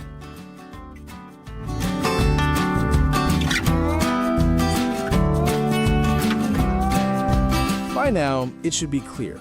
Attraction isn't usually spoken aloud. It's in the way she leans closer, in the subtle touches, in mirrored energy and relaxed vulnerability. These signs are consistent, patterned, and often unconscious. If you learn to notice them, you stop guessing, you start observing, and that awareness changes everything. Because desire isn't a conversation, it's a feeling, it's a rhythm, it's a story her body tells long before her words ever do. Pay attention, stay grounded, and you'll see it.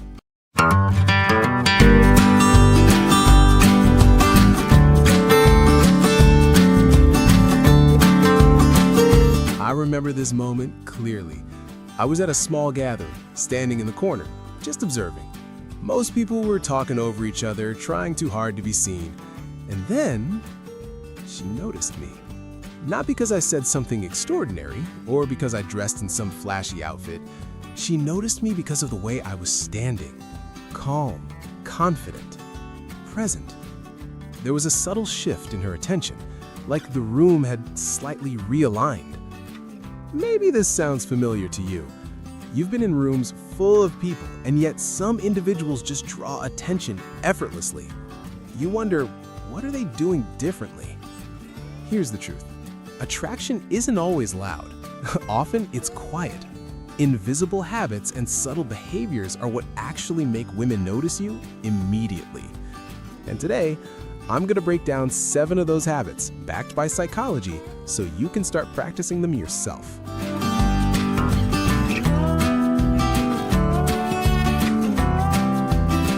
First impressions happen faster than you think.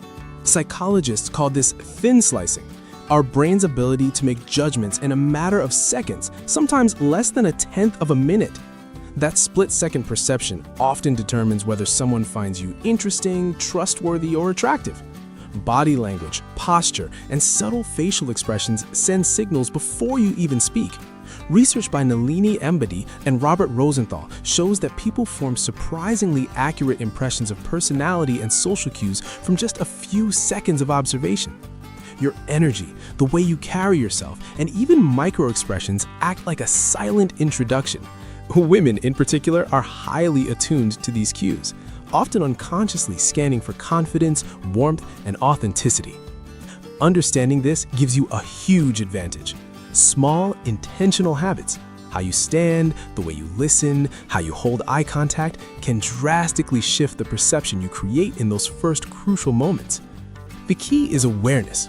Once you know what your body is communicating, you can start using these psychological levers to naturally draw attention without trying too hard.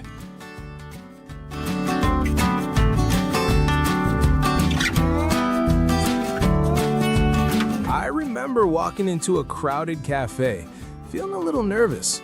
Most people were hunched over their laptops, shoulders tight, scanning the room anxiously.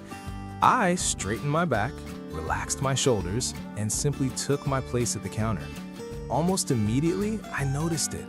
A few women glanced my way, not because I said anything, but because my posture communicated calm confidence. It was subtle, but it worked. Here's something most people don't realize. The way you carry your body sends signals louder than words. Open shoulders, lifted chest, relaxed stance. These tell the brain of others that you're confident, approachable, and secure. Women pick up on these cues instinctively. You don't need to dominate a conversation or act flashy.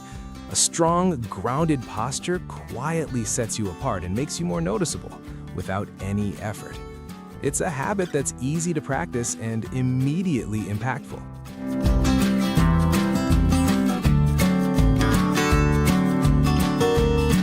Active listening is more than just hearing words. It's a psychological tool that signals value and presence. When you truly listen, your brain mirrors the other person's attention, creating subtle neural alignment. This is sometimes called mirroring, and it naturally fosters connection.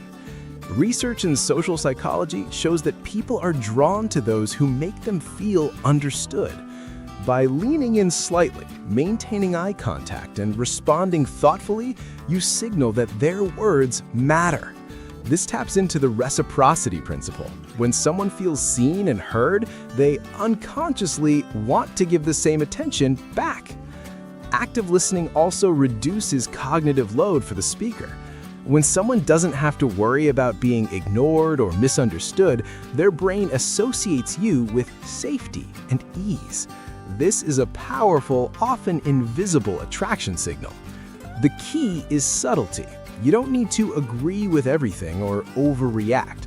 Nodding, paraphrasing, and asking thoughtful questions show engagement. Over time, these small habits make women notice your presence because your attention communicates respect, value, and emotional intelligence, all qualities that attract naturally.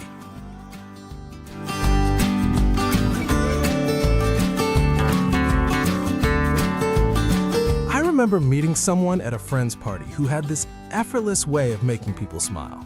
Not loud jokes or exaggerated stories, just small, well-timed remarks that made you feel lighter. That night, I noticed how the women around him were drawn in, laughing naturally, leaning in and fully engaged. The humor wasn't trying to impress, it was about creating a shared moment. Here's the thing, subtle humor signals intelligence and ease.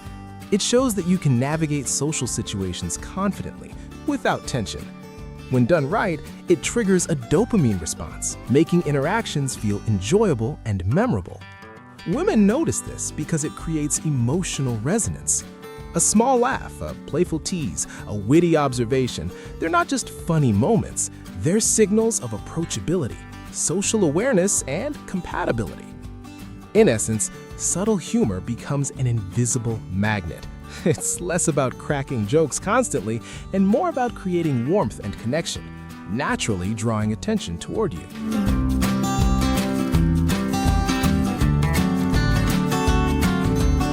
Your appearance communicates far more than you might think. Psychologists call this the halo effect, when one positive trait, like a polished look, influences how others perceive your overall personality. A well-groomed appearance signals care, discipline, and social awareness. Studies show that people unconsciously associate neatness with competence, confidence, and even approachability. Clothes, grooming, and subtle style choices act as nonverbal cues that your brain, and hers, instantly reads. Intentional appearance doesn't mean expensive clothes or flashy outfits. It's about consistency and thoughtfulness.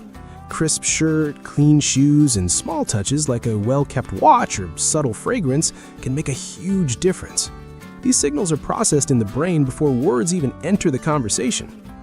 Cognitive shortcuts like these help the brain categorize people quickly, which is why a clean, intentional look makes women notice you faster. When paired with calm energy and genuine presence, appearance reinforces other habits, creating a cohesive impression that draws attention naturally, without you needing to perform or force attraction.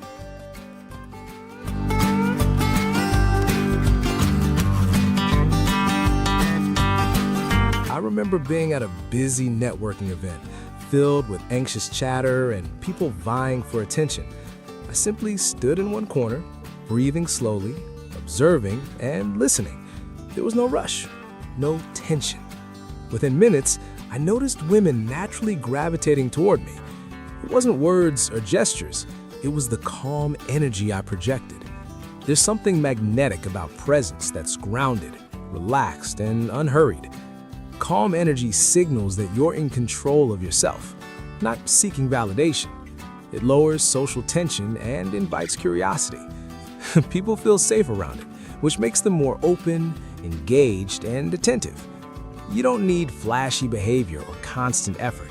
Just being fully present, genuinely listening, and projecting calm confidence sends subtle cues that attract attention naturally.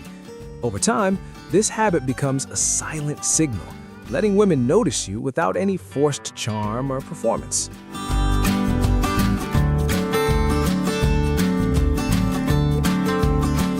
Curiosity is a quiet yet powerful attractor. Psychologists link it to emotional intelligence, the ability to understand and respond to others' feelings. When you show genuine interest, your brain signals engagement, creating a sense of connection. Asking open-ended questions, listening to responses, and following up naturally demonstrates that you value her perspective. This taps into attachment theory. People are drawn to those who make them feel emotionally seen and understood. Subtle curiosity also creates psychological intrigue. Instead of revealing everything about yourself immediately, you guide the conversation thoughtfully, encouraging mutual exploration. This pattern of give and take stimulates dopamine in the brain, making interactions feel rewarding. It's important to avoid over-questioning or appearing interrogative. The goal is genuine engagement, not performance. By practicing subtle curiosity, you signal intelligence, emotional awareness, and value, all traits that women subconsciously notice. Over time, these small, consistent behaviors build an invisible magnetic pull. Women don't just hear you, they feel your presence, interest, and attentiveness, which makes you naturally more noticeable in social settings.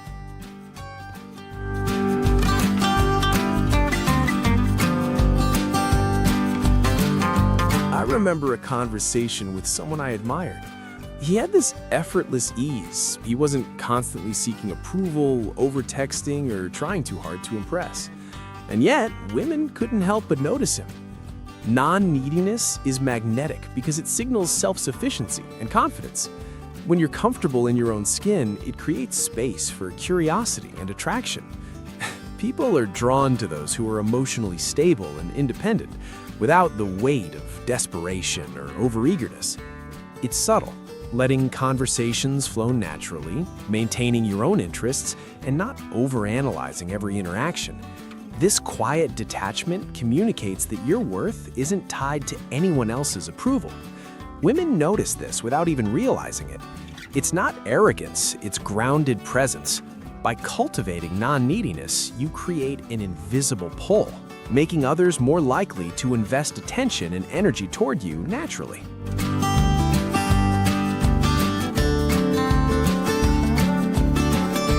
Each of these habits on its own is powerful, but their true effect comes from synergy. Confident posture, calm presence, subtle humor, and non-neediness don't just exist separately. They reinforce each other, creating a cohesive impression. Psychology calls this behavioral consistency. When multiple traits align, the brain perceives you as authentic, competent, and attractive. Inconsistent signals, on the other hand, trigger doubt or disinterest. These habits also interact with attention patterns. For example, confident posture draws initial notice. Calm energy sustains engagement, and subtle curiosity deepens connection. Humor and active listening make interactions enjoyable, creating positive emotional reinforcement. This is why dopamine-driven feedback loops occur in social attraction. Each habit amplifies the others. Over time, practicing these behaviors builds automaticity. Cognitive frameworks like habit loops show that repeated behaviors eventually become second nature, reducing effort while increasing impact. The result? Women notice you naturally, without forced effort. Your presence, energy, and behavior create a coherent, magnetic pattern that signals value, warmth, and authenticity, all of which are psychologically irresistible.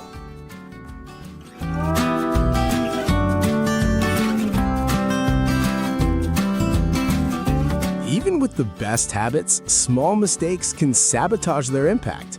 One common error is over-efforting, trying too hard to appear confident or humorous. This triggers attention residue, making your nervous energy noticeable and reducing authenticity. Another mistake is over-explaining or dominating conversations. When you flood interactions with words, you overwhelm cognitive processing, which diminishes attraction. Psychology shows that women respond more to signal clarity than quantity of effort. Misreading cues is also frequent.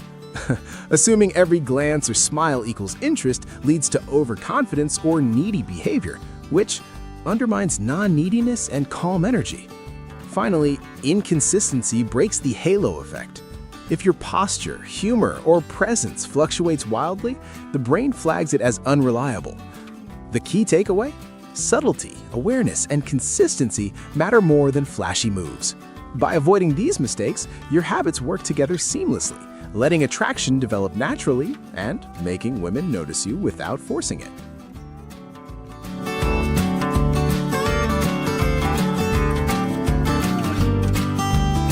I remember one evening at a small gathering. I had been practicing these habits for weeks. Posture, calm energy, subtle humor, active listening. Nothing felt forced. It all felt natural. As the night unfolded, I noticed something remarkable. Women weren't just glancing, they were leaning in, smiling, and genuinely engaging. One even laughed at a joke I didn't think was that funny, but the shared energy made it feel effortless. It wasn't one thing, it was everything working together. The calm presence drew them in. Curiosity kept the conversation alive. Subtle humor made it enjoyable, and confident posture silently communicated value. In that moment, it clicked. Attraction isn't about grand gestures or flashy moves. It's the sum of small, consistent habits. When aligned, they create a magnetic, almost invisible pull that makes women notice you, without pressure, without trying too hard, just naturally.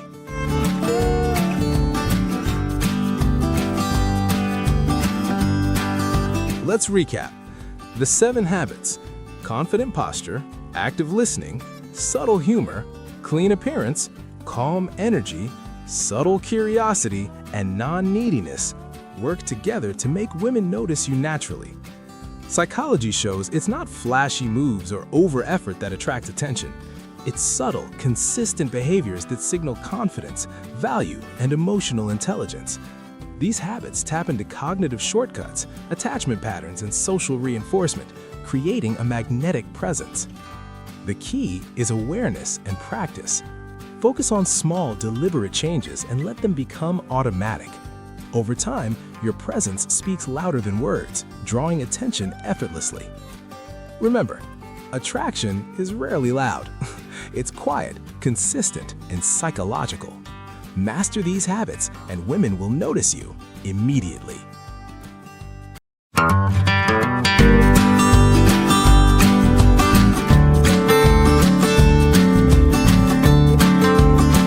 I remember this moment vividly.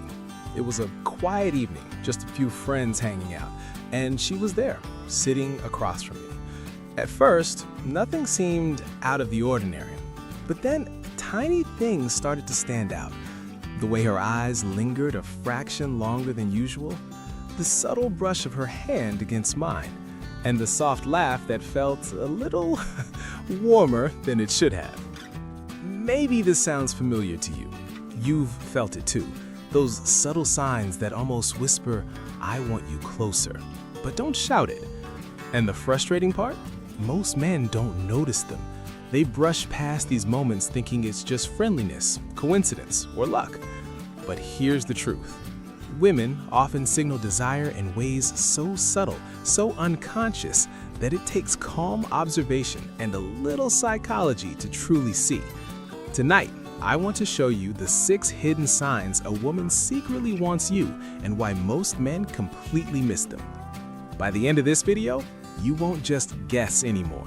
You'll observe, you'll understand, and you'll notice the invisible thread of attraction that's been there all along.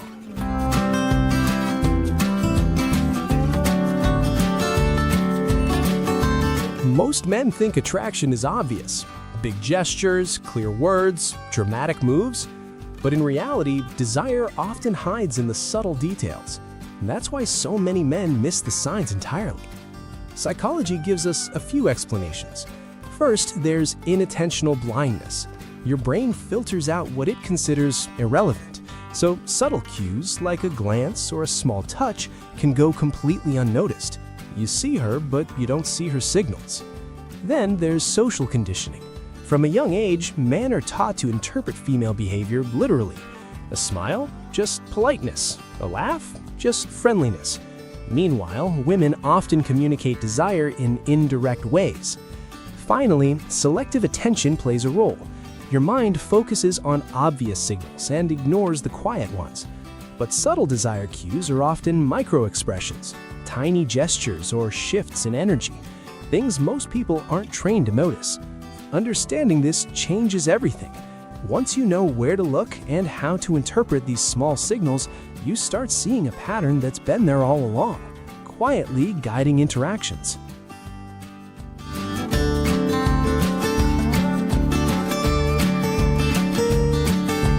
I remember one evening at a small gathering. I was talking with a group of friends when she joined the conversation. At first, nothing seemed unusual, just laughter and casual chatter. But then, I noticed the small things. Her body subtly shifted toward me, even when I didn't realize I was the center of her attention. She mirrored my posture almost perfectly, leaned in slightly when I spoke, and her eyes seemed to hold a little more warmth than before. It wasn't a single moment that gave it away. It was a series of tiny cues, all adding up. The energy between us shifted, quietly, almost imperceptibly. That night, I realized something important. Attraction often speaks in whispers, not shouts. And the men who notice it first are the ones who understand these quiet signals.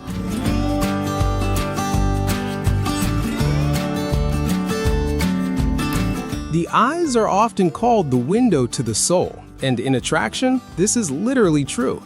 One of the first hidden signs a woman gives is through eye contact and pupil dilation. Research in psychology shows that when someone is interested or aroused, their pupils naturally dilate. It's an unconscious signal. She's not thinking, "I want you to see this." Her body's simply responding. Gaze is another powerful cue. Studies on gaze cueing show that people naturally follow and respond to where others look. If she maintains eye contact longer than usual or her gaze lingers on you while you talk, it's a strong signal of attraction. These are subtle signs most men miss because they happen in fractions of a second. Once you start noticing where her eyes go and how they react, you can read a lot about her interest without a single word being spoken.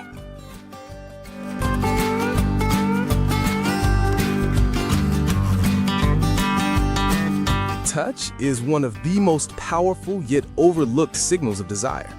Women often use micro-touching to communicate interest without saying a word.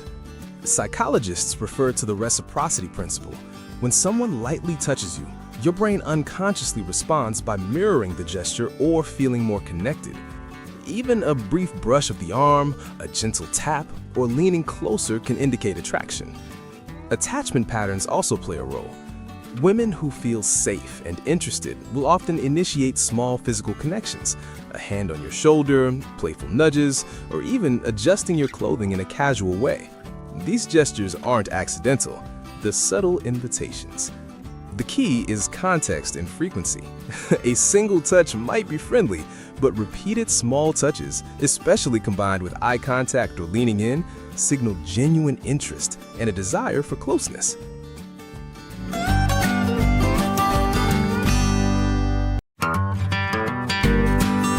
It happened on a quiet evening, just the two of us talking.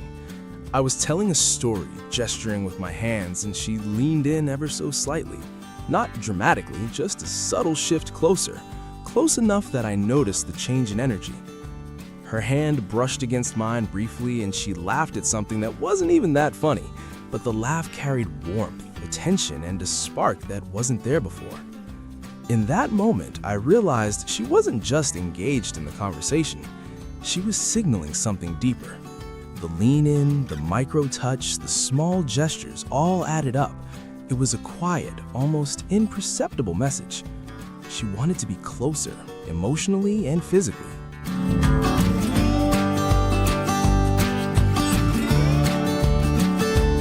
A woman's voice and laughter carry subtle cues of attraction that most men overlook.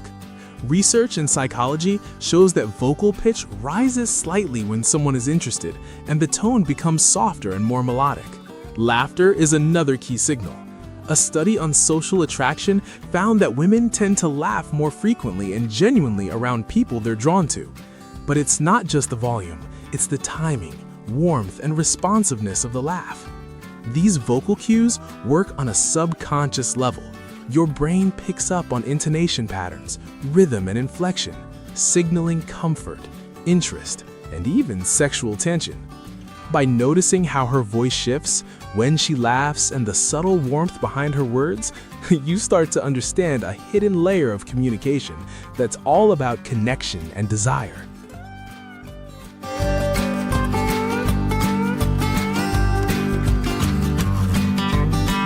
Mirroring is one of the most powerful unconscious signals of attraction.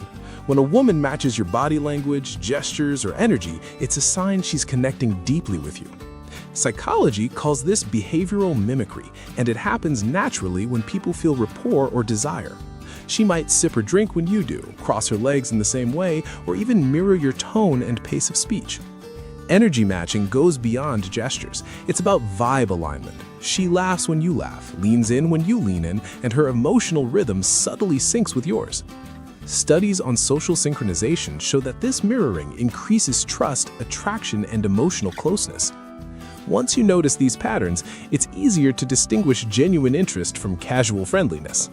Mirroring is a quiet, consistent signal that she's subconsciously saying, "I'm aligned with you, and I'm drawn to you."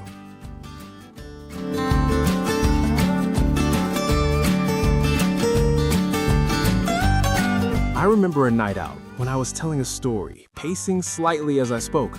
Almost immediately, I noticed she shifted her posture in the same way, mirroring my movements, without realizing it. Her energy matched mine perfectly. When I laughed, she laughed a beat later. When I leaned back, she leaned back too. It wasn't forced or obvious, just a subtle, natural alignment that made the connection feel electric. At that moment, I understood the power of mirroring. It wasn't just playfulness or coincidence. It was her body signaling interest, closeness, and a desire to synchronize with me on a deeper level. Small actions, but they spoke volumes.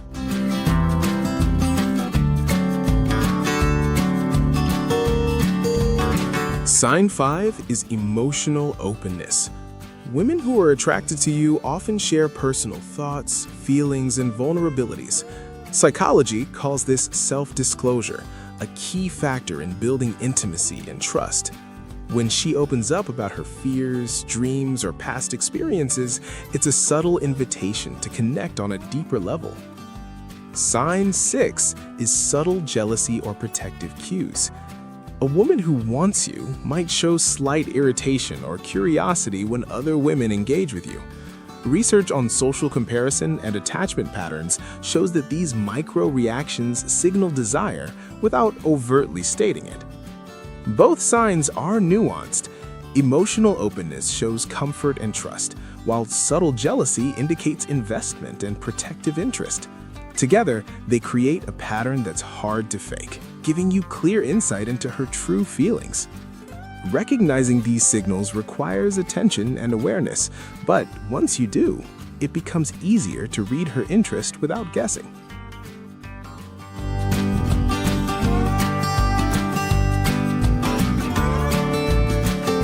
By now, it should be clear. Attraction rarely shouts. It whispers, lingers, and appears in the smallest gestures. Eye contact, subtle touches, mirroring, and emotional cues. The men who notice these signs aren't more charming or lucky, they're simply observant and present. They see what others overlook, and they understand the psychology behind the signals. The next time you're talking to a woman, pay attention to the quiet cues. Notice the way her eyes move, how her voice changes, or the little gestures that show alignment. These are the moments that reveal true desire. Because desire isn't always loud. Sometimes it's in the silent language of subtle connection, waiting for someone attentive enough to notice. And that someone could be you.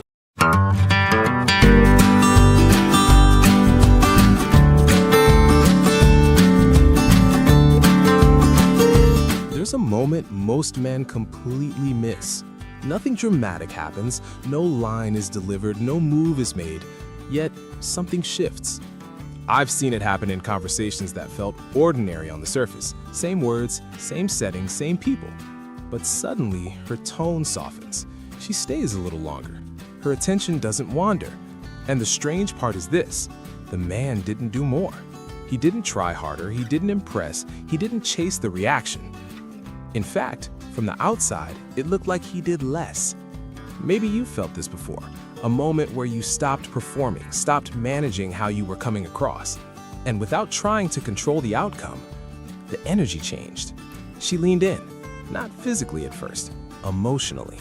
And if you asked her later why, she wouldn't have a clear answer. She'd say things like, "I don't know, it just felt different." That's because attraction rarely begins where we think it does. And the behavior that triggers it is almost never the one men are told to focus on.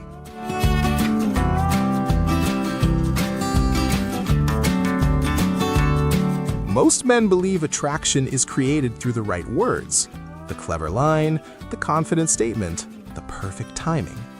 But psychology shows something very different. Human attraction is processed largely through non-conscious evaluation. Long before logic kicks in, the brain is already deciding how someone feels. This happens through what researchers call thin slicing, a concept studied by Knowle and Body.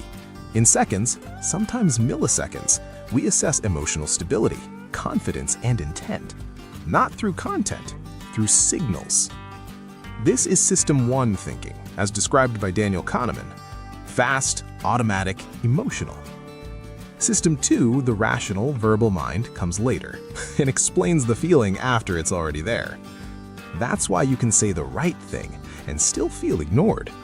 And why another man can say very little, yet feel magnetic. Words live in System 2, but attraction begins in System 1. Tone, pacing, pauses. Emotional regulation, outcome independence. These are read instantly without conscious thought. When a man is calm and internally grounded, the brain interprets it as safety and strength. Not because of what he says, but because of what he doesn't need. This is why attraction often feels mysterious. The mind justifies it later, but the body decides first. And that sets the stage for the behavior women react to before they can explain why.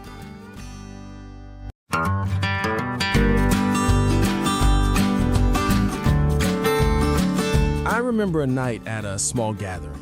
I was talking with a group of friends when she joined the conversation. At first, everything seemed normal. Laughs, casual chatter, nothing special. But then, I noticed small shifts. Her body angled slightly toward me, almost imperceptibly. Her eyes lingered a moment longer. She mirrored my posture without realizing it. I didn't say anything. I didn't try to impress. I simply relaxed and let the conversation flow. Within minutes, the energy changed. She smiled more freely. Her laughter felt warmer, more genuine. The subtle tension in the air was replaced by a quiet pull. And here's what struck me. No lines, no moves, no forced charm. Just a calm presence, a grounded state. Somehow that was enough. This is the moment most men overlook. They chase attention, think they must perform. But what women actually respond to often has nothing to do with effort. It's the invisible shift, a subtle state change that speaks louder than words ever could.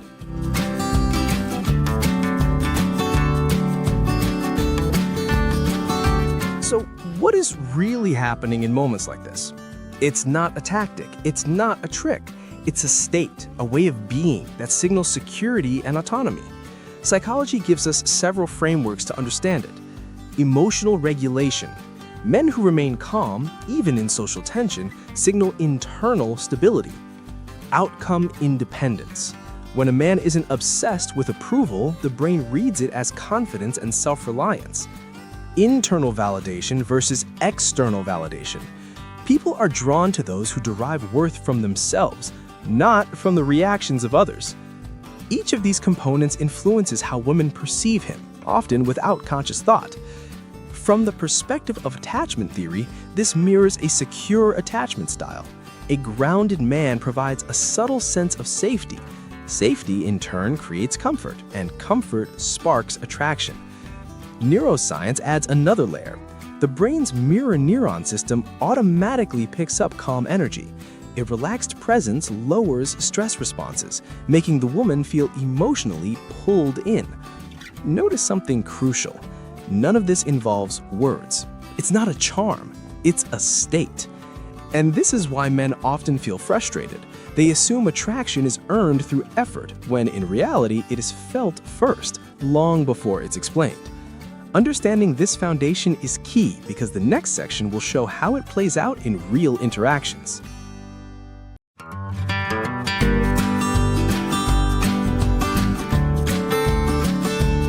I was at a casual dinner with a few friends, just talking and laughing. One woman I barely knew started leaning in slightly whenever I spoke. Her eyes followed me even when I wasn't looking at her. And it wasn't forced. Her energy just seemed drawn toward mine naturally. I didn't do anything special. I wasn't trying to impress. I was simply present, calm, and focused on the conversation. Over the course of the evening, her gestures grew more open. She laughed more freely, touched her hair, and mirrored subtle movements without realizing it. And here's the kicker. It didn't feel like she was reacting to me. It felt like she was responding to the energy in the room, specifically the energy I was holding. This is what most men miss. They think attraction comes from words, actions, or displays of effort. But the reality is often quieter. Sometimes doing less and being fully present is exactly what creates the pull.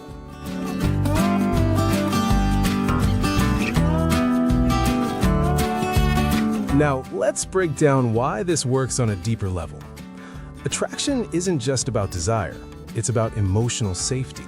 Women respond strongly to men who create a subconscious sense of calm and security. This ties directly into attachment theory. A man who is emotionally regulated triggers the secure attachment response, making her feel comfortable and open. It's not about being perfect, it's about showing stability under subtle social pressure. Next is the concept of polarity in relationship psychology. Masculine polarity isn't about dominance, it's about grounded presence. It creates natural tension that fuels attraction. The contrast between his calm steadiness and her emotional energy generates magnetic pull. There's also a biological component. When she senses safety, her nervous system can engage in co-regulation. Her heart rate stabilizes, stress hormones lower, and the brain registers trust. This explains why small behaviors, like pausing before responding, not chasing approval, or maintaining composure, carry outsized influence. They signal something primal: security, confidence, and reliability. And here's the subtle truth. The very things that feel ordinary to a man are often the triggers that make women respond unconsciously, but powerfully.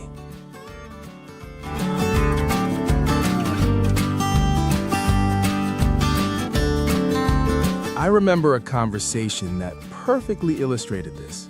A woman I was talking to kept glancing away, seemingly distracted. Most men would have tried harder, leaned in, cracked another joke, or pushed for attention. But I didn't. I simply continued speaking at my own pace, letting the moment unfold naturally. No pressure, no monitoring her reactions. Within minutes, something shifted. Her body subtly oriented toward me. Her laughter became easier. She leaned in, not because I chased it, but because I created the space for it. The paradox is clear. The more we try to force attention, the more the energy resists. The more we relax and allow the interaction to breathe, the more women respond, without realizing why. It's almost counterintuitive. Yet, time and again, psychology and real-life observations confirm it. The pull comes from presence, not performance.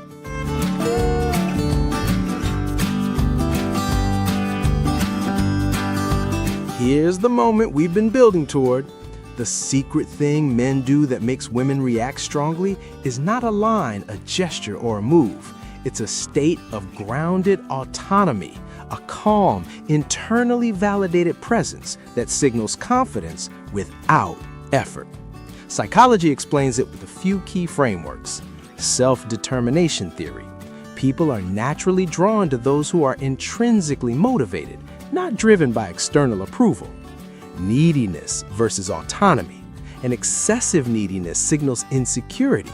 A man who is emotionally autonomous exudes quiet attraction. Predictability versus tension. A stable, calm presence creates subtle tension that fuels desire because it's safe, yet engaging. In practice, it's not about doing something, it's about being. Remaining calm in social situations, not chasing validation, showing internal security. This state subtly communicates, I am complete, I am grounded, and I am present with you. Women sense it unconsciously. It triggers attraction before the rational mind can explain it. This is why the effect feels mysterious. It's not manipulation, it's alignment with basic psychological wiring.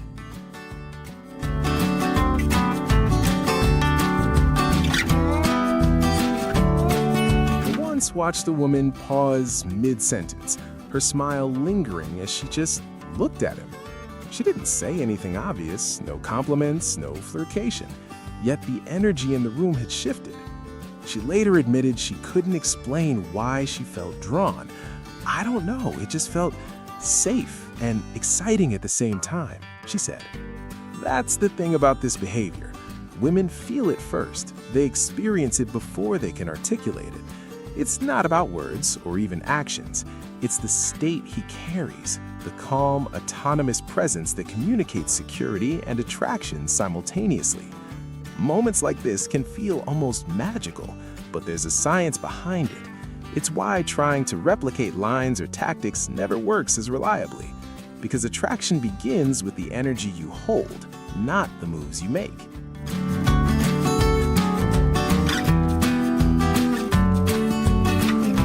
Here's an important warning. You can't fake this state. Psychology explains why attempts to imitate grounded autonomy often fail. Cognitive dissonance. Acting confident while feeling insecure creates tension. Women sense the mismatch unconsciously. Inauthentic signaling. The brain picks up subtle cues like micro-expressions, tone, and pacing. If your state isn't genuine, it reads as forced. Outcome focus versus presence. Chasing reactions shifts attention outward. Attraction diminishes because the energy becomes dependent and reactive. Research in social neuroscience shows that authenticity and emotional congruence are key to nonverbal influence. Your nervous system communicates what your words cannot. That's why the moment works naturally when it arises from your internal state and fails when it's copied or performed. True attraction isn't learned in a trick or a tactic. It emerges from internal consistency, calm presence, and self-regulation. Understanding this prevents frustration and wasted effort. It's about becoming a man who naturally generates pull, not someone who mimics it.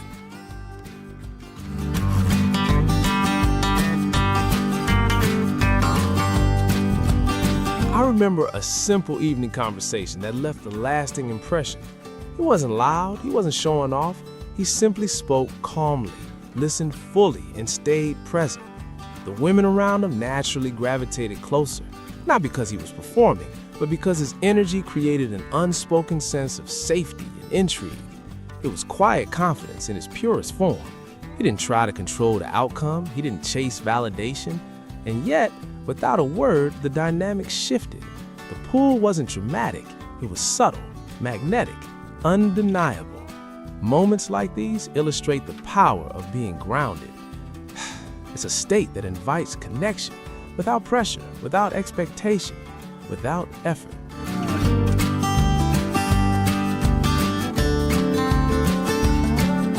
The impact of this behavior isn't just momentary, it reshapes relationships over time. Women respond to consistency and grounded presence. It builds respect, they trust his stability, emotional attraction, polarity grows naturally, desire sustainability, pull persists beyond initial interactions. From a psychological perspective, this aligns with relationship maintenance theory. Long-term attraction is strongest when one partner provides emotional security while maintaining autonomy. It also strengthens polarity. Grounded energy allows natural tension and contrast, keeping interactions exciting without drama. Furthermore, consistent presence reduces decision fatigue for the partner. She doesn't have to manage his reactions or guess his mood, creating space for deeper emotional connection. Over time, this quiet, nonverbal influence fosters greater intimacy, more authentic engagement, a magnetic, lasting pull that feels effortless. It's why the men who understand this rarely need to chase attention. The state they hold does the work, consistently and subtly, over months and years.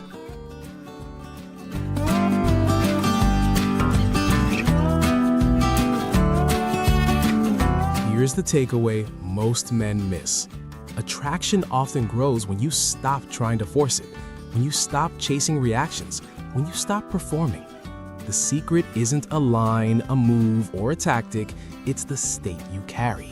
Calm, grounded, present, internally validated, emotionally steady. When you embody that state, women feel it. They lean in, they open up, they respond before they even know why. And the most remarkable part, you don't have to be anyone else. You just need to be yourself, fully, calmly, consistently. Moments like these aren't flashy, they're subtle, quiet, and incredibly powerful. Less effort, more pull. It's simple, but it changes everything.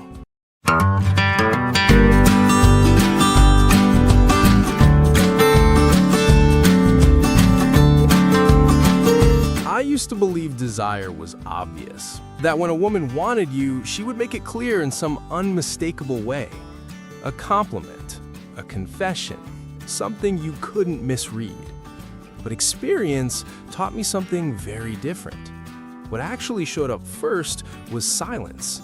Not awkward silence, comfortable silence. The kind where she didn't rush to fill the space. I noticed the way her attention lingered, how her body stayed open even when the conversation slowed, how she seemed less guarded without consciously trying to be. Nothing about it was loud, nothing about it was sexual on the surface. It felt more like permission, like she was slowly allowing herself to feel safe in my presence. Maybe you've experienced this too, a moment where the energy shifts but nothing is said, where the connection deepens without any clear reason. Most men miss this moment because they're waiting for signals that shout, but real desire doesn't shout. It softens, it relaxes, and it quietly asks one question. Are you aware enough to notice what isn't being said?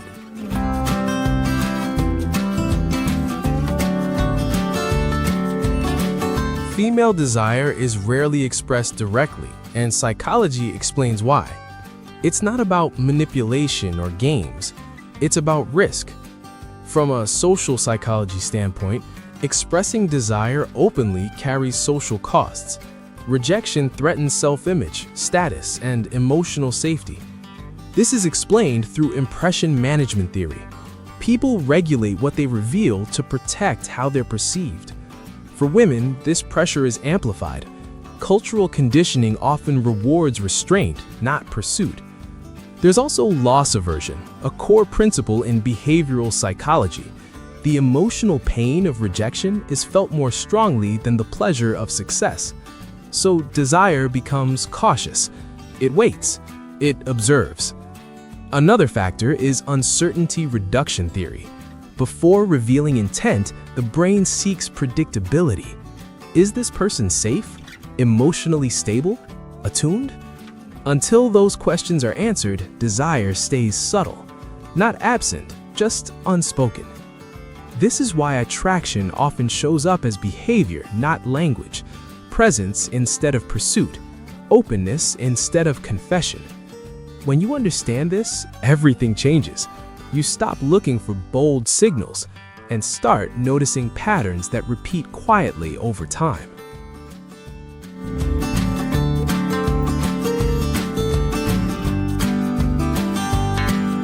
There's usually a moment when something changes.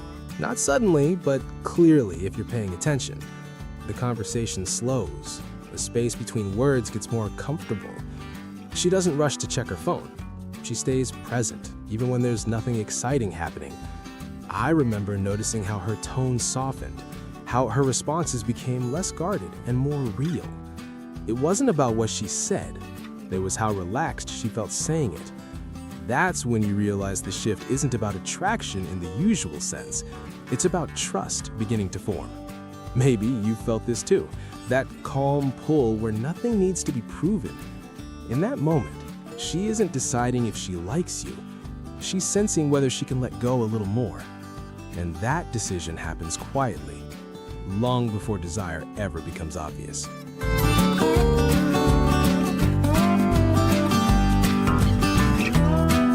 When we talk about a woman giving herself, it's not just physical, it's emotional, mental, and psychological. It's about vulnerability, trust, and comfort. Attachment theory helps explain this. Secure attachment allows a person to open up safely. In contrast, anxious or avoidant attachment patterns can make revealing desire risky or inconsistent. Oxytocin, often called the bonding hormone, plays a role too. As trust and emotional safety increase, oxytocin levels rise, deepening connection and reinforcing closeness. Emotional safety is the foundation. Before she can fully give herself, she must feel understood, respected, and valued. Her brain constantly evaluates risk versus reward. This is why subtle behaviors matter more than words. Eye contact, tone of voice, relaxed body language, all signal safety. These cues allow desire to emerge naturally. Giving herself isn't a single moment. It's a process. It unfolds gradually, shaped by psychological readiness, presence, and trust.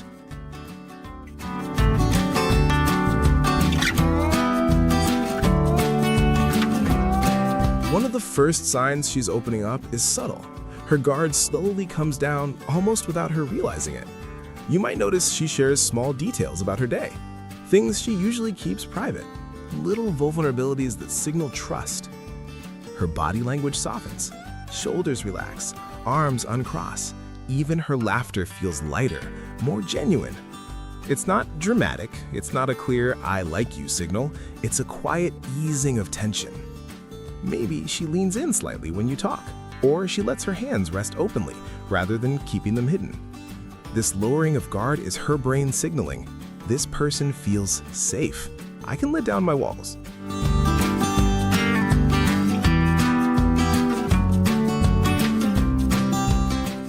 Desire rarely appears without safety. Psychology shows that the brain prioritizes survival over pleasure. When a woman lowers her guard, her nervous system signals that risk is minimal.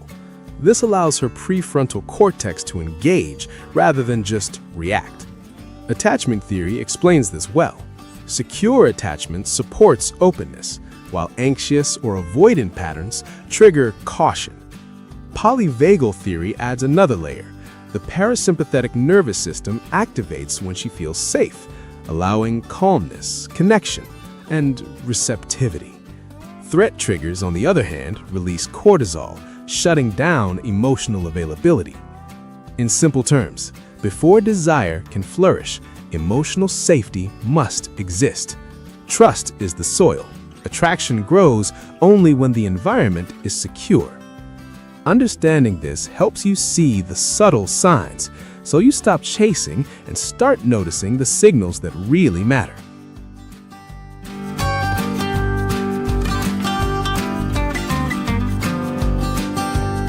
One of the clearest signs she's opening up is her rhythm with you.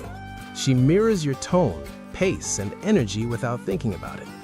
Maybe you notice she laughs a beat after you, not instantly, or her gestures subtly match yours. Even her breathing seems to align.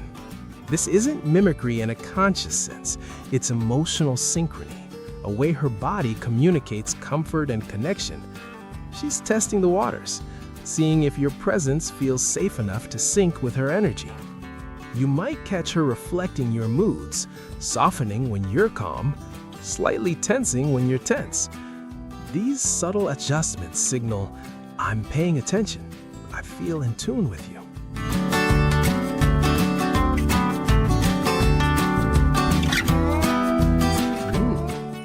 Emotional mirroring is a fundamental principle of human connection. It's when one person unconsciously reflects the emotions, gestures, or speech patterns of another. Research in social neuroscience shows that mirror neurons play a key role. They allow us to feel what others feel, fostering empathy and understanding. In relationships, mirroring signals rapport. It tells the brain, this person is safe, we're aligned. Limbic resonance is another important concept. It explains how two people's nervous systems can synchronize, creating a shared emotional state without words. This is why subtle cues like matching posture or tone matter more than explicit compliments. They communicate trust and presence on a deeper level. When a woman mirrors you, she's not just being polite, she's showing unconscious alignment, signaling emotional availability and interest.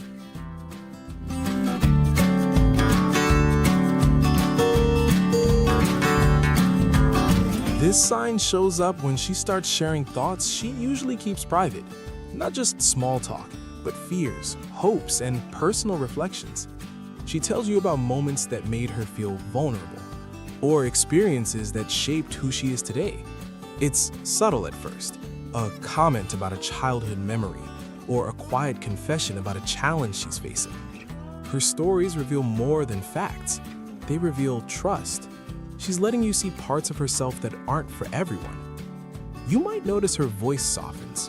Her eyes linger on yours longer than usual. Allowing someone into her inner world is her way of saying, I feel safe enough with you to be seen.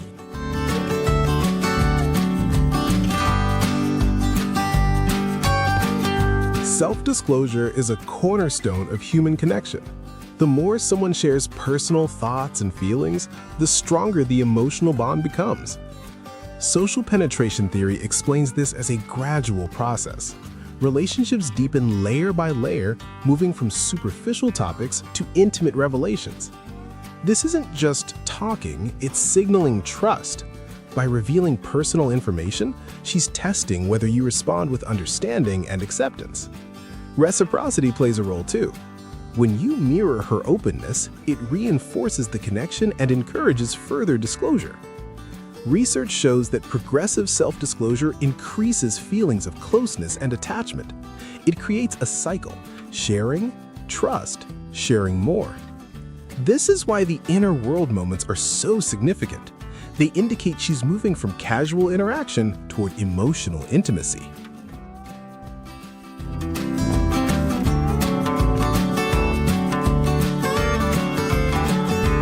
One of the most overlooked signals is her physical ease. Her shoulders drop, her posture softens, even her breathing slows. She isn't fidgeting or scanning the room. Instead, she feels comfortable in your presence. Maybe she lets her hands rest openly, or she sits closer than she normally would. Small, subtle signs, but they reveal a lot. Relaxation signals trust. It shows her nervous system recognizes safety. You might notice she leans in slightly or pauses before responding, savoring the calm energy between you. This kind of ease isn't something you can force. It's earned through consistent presence, respect, and patience.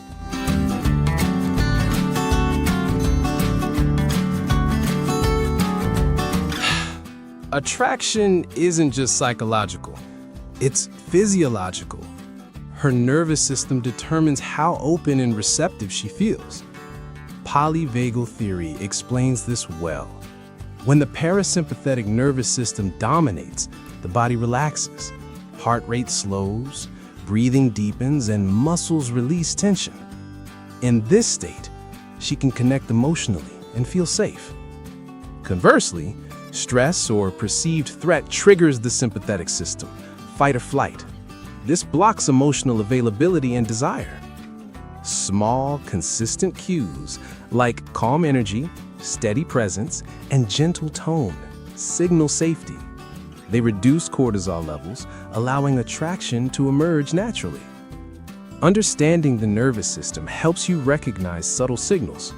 A relaxed posture, soft voice, or calm eye contact isn't random. It's her brain signaling readiness. Attraction is less about charm and more about creating the environment for connection.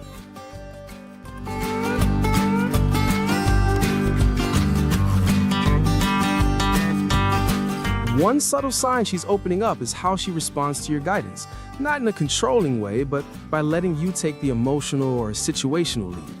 She might defer small decisions, choosing the restaurant, the route, or even the topic of conversation. Or she might look to you for reassurance when discussing personal matters. This isn't about dominance, it's about trust. She's signaling that she feels safe allowing you to guide the interaction. Her energy becomes more relaxed when you lead calmly. She's curious, attentive, and willing to follow your pace. This invitation is a quiet test of your confidence and presence. It shows she's considering deeper emotional availability and attachment.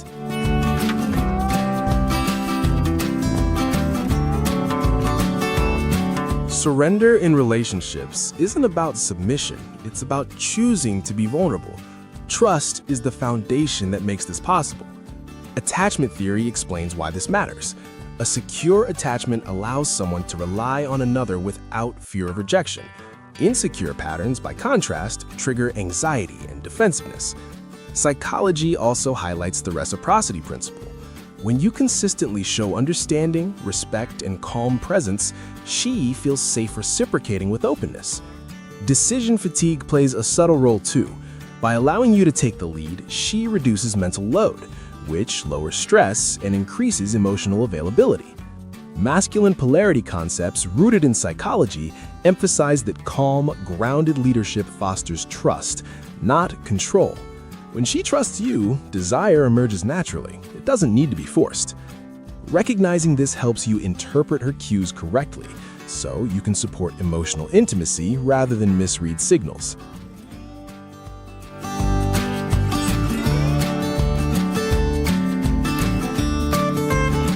At this stage, our presence shifts in a deeper way.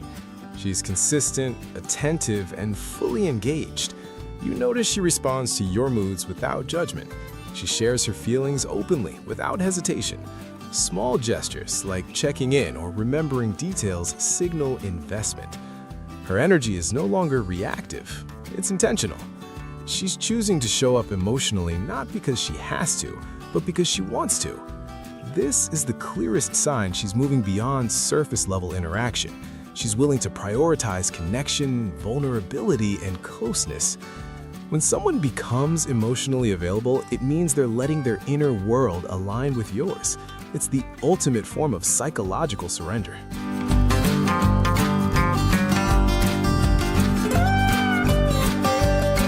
Being emotionally available is different from simply giving attention. Attention can be fleeting or performative. Availability is consistent and intentional. Investment theory explains this. She signals commitment not through words, but by allocating time, energy, and emotional resources toward the relationship. Opportunity cost matters too. Every choice to engage reflects prioritization. She's deciding you're worth her focus.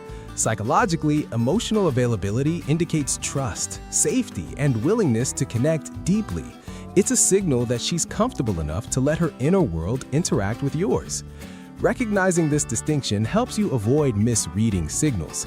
She may pay attention casually to many people, but true availability is selective and repeated. This is the stage where desire, trust, and connection converge naturally.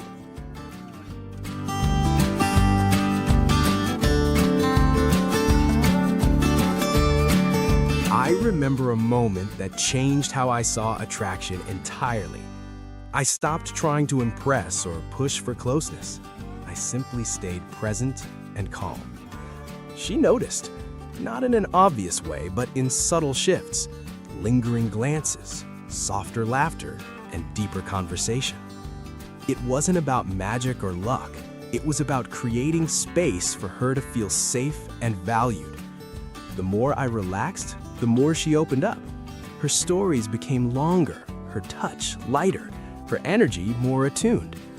This is what most men miss. When you stop chasing, you stop creating pressure, and desire often emerges on its own.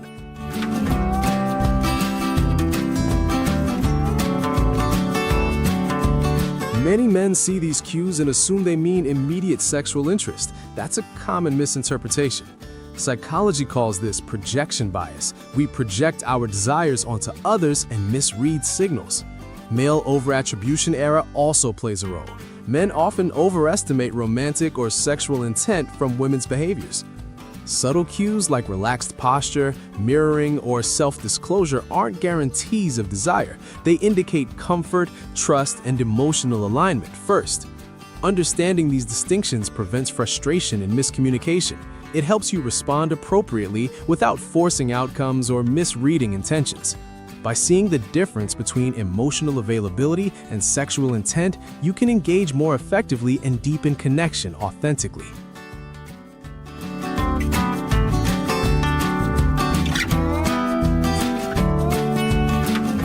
Here's something most men overlook. Presence beats pressure.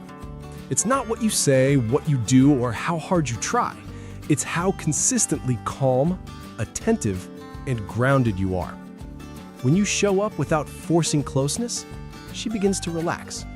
She mirrors your energy, shares her thoughts, and lets her guard down naturally.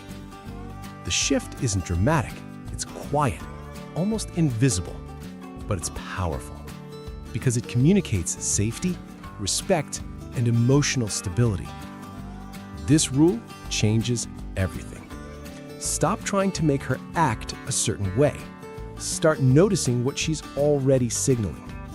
Desire doesn't need to be chased. It grows when space, trust, and presence exist together.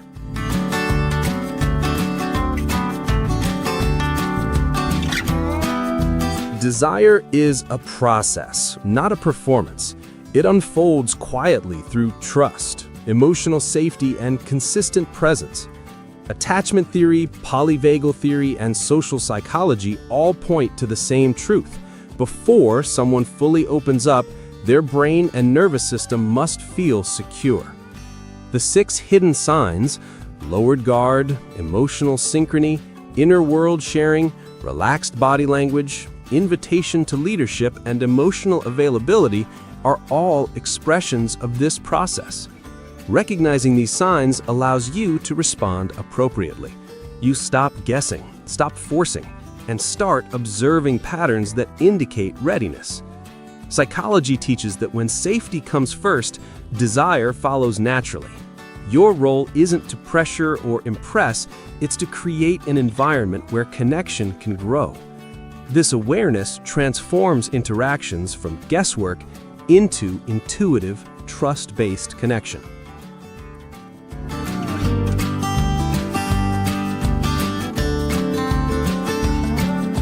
The most powerful shift isn't about strategies or tricks. It's about awareness.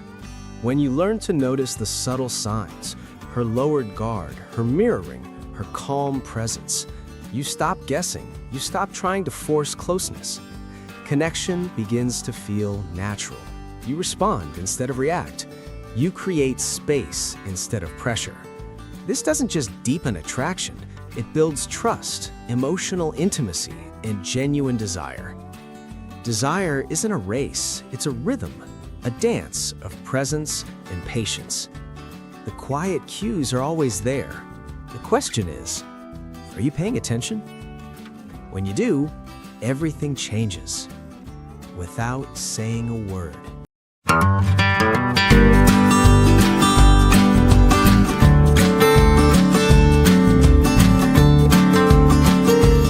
I remember this one evening vividly. We were at a small gathering, the kind where everyone's scattered in little groups, talking, laughing, just existing in their own bubbles. I noticed her across the room, quietly observing me, but not in the obvious way, not staring, not forcing attention. It was subtle, almost imperceptible. Her foot pointed in my direction, her eyes briefly meeting mine, and then looking away with a soft smile. It wasn't a loud gesture. It wasn't even meant to be noticed. But something in that moment made my heart skip a beat. Maybe this sounds familiar to you. You felt it before, that quiet pull, the sense that someone's already given you permission to be closer, without saying a word. And that's what this video is about, noticing the this that tells you she's already into you.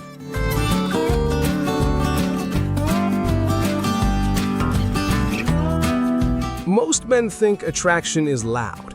They expect confessions, bold gestures, or overt flirting. But psychology tells a different story. Women, especially in the early stages of interest, rarely verbalize desire directly. Instead, they communicate through subtle, non-verbal cues. Attachment theory explains part of this. Women with secure attachment tend to signal interest in ways that feel safe and controlled. Small smiles, light touches, or brief glances. Avoidant or anxious attachment styles might show interest differently, but even then, the signals are often indirect. Non-verbal cues are key. Micro-expressions, those fleeting facial expressions, can reveal genuine feelings before a word is spoken. Body orientation also matters. Leaning slightly forward, mirroring your posture, or angling your body towards you can indicate focus and engagement. Research in social psychology supports this. Studies on gaze cueing show that when someone consistently directs their attention toward you, it activates subtle feelings of connection and mutual interest. Even brief eye contact triggers a release of oxytocin, the bonding hormone, strengthening emotional resonance. The challenge is that these cues are easy to miss. Most men are trained to look for verbal confirmation, so they overlook the quiet, almost invisible signals that actually carry more truth about attraction than words ever could. Understanding this framework is the first step. Once you recognize these subtle signals, you can start to see the this behavior that really matters and why it signals she's already into you.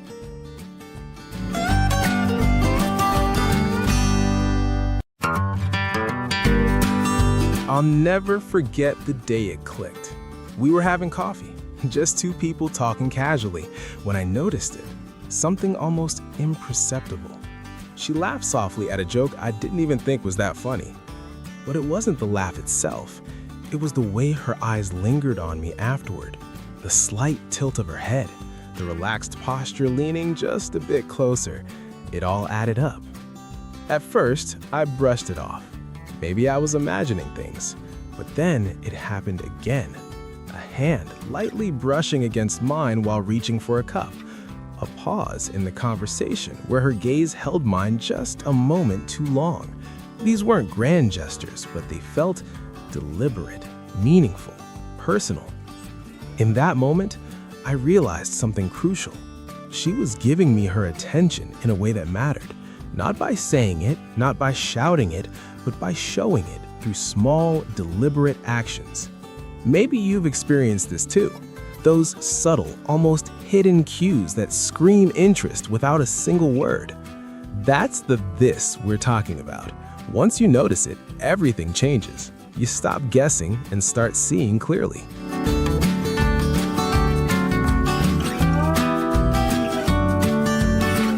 So, what exactly is this behavior, and why does it carry so much weight? At its core, it's a subtle, consistent signal of interest, a small action that communicates attraction without words. Psychology explains why these signals are so effective. One key principle is the reciprocity principle. When someone gives attention, emotional energy, or subtle approval, our brains naturally want to reciprocate. In other words, her small gestures are like invitations, activating your own sense of connection. Another important framework is mirroring. People unconsciously mirror the body language, tone, or expressions of those they feel close to. When she subtly mirrors your movements or speech patterns, it's not coincidence. It's a signal that she's mentally and emotionally aligning with you. This alignment is a strong marker of interest. Gaze cueing also plays a huge role. Research shows that consistent eye contact, even fleeting, creates a sense of connection and trust. The brain responds to being observed in a positive way, releasing oxytocin and increasing emotional closeness. This explains why those small glances or lingering looks feel magnetic. They're biologically wired to create attachment. Finally, context matters. Behavioral psychologists emphasize pattern recognition. One isolated gesture might mean nothing, but repeated, consistent behaviors, subtle touches, leaning in, or attentiveness, create a pattern your brain interprets as genuine interest. This is why this isn't just a single action. It's the repetition of subtle cues over time that signals she's already drawn to you. Understanding these frameworks helps you recognize what others might miss. You start seeing attraction as a language of microsignals, not words. And when you notice this, you're not guessing. You're reading a very clear psychological signal.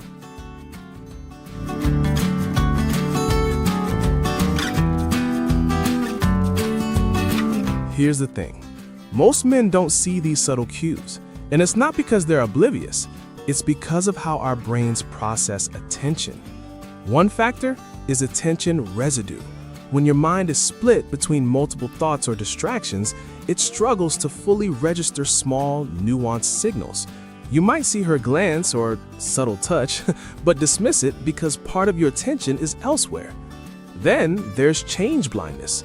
Psychology research shows that humans often miss small changes in our visual environment, especially when we're focused on something else. A fleeting smile, a tilt of the head, or a light touch can easily go unnoticed if you're not fully present. Cognitive biases also play a role. Many men expect attraction to be overt and verbal, so subtle behaviors get filtered out. Your brain is literally trained to look for big signals, while micro signals, which are often more honest, are ignored. The result? Opportunities slip by unnoticed. She might be signaling interest consistently, but if you're distracted, overthinking, or expecting a grand gesture, you'll never register the this that actually matters. Recognizing these psychological traps is the first step toward truly seeing what she's giving you and responding in a way that strengthens connection.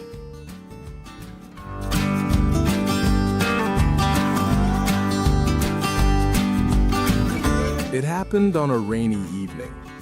We were walking back from dinner, the city lights reflecting off wet streets, and everything felt normal. Until it wasn't. She laughed at something small I said, nothing out of the ordinary, but then she reached out and lightly brushed my arm. Just that small contact. It wasn't dramatic, not a grand gesture, but it carried weight. In that instant, I felt a shift, a subtle confirmation that she was already invested in the moment. In me. Her eyes met mine, and there was no doubt. The combination of that laugh, the touch, the way she subtly leaned in, it all added up. I didn't need words. Her behavior said it all. That's when it hit me. This is what I had been looking for. The this that signals interest clearly but quietly. It wasn't loud, it wasn't obvious to anyone else, but for those paying attention, it's unmistakable. Moments like this remind you how powerful small gestures can be. They're like a secret language, one that only those who notice can understand. And recognizing it, that's where everything changes.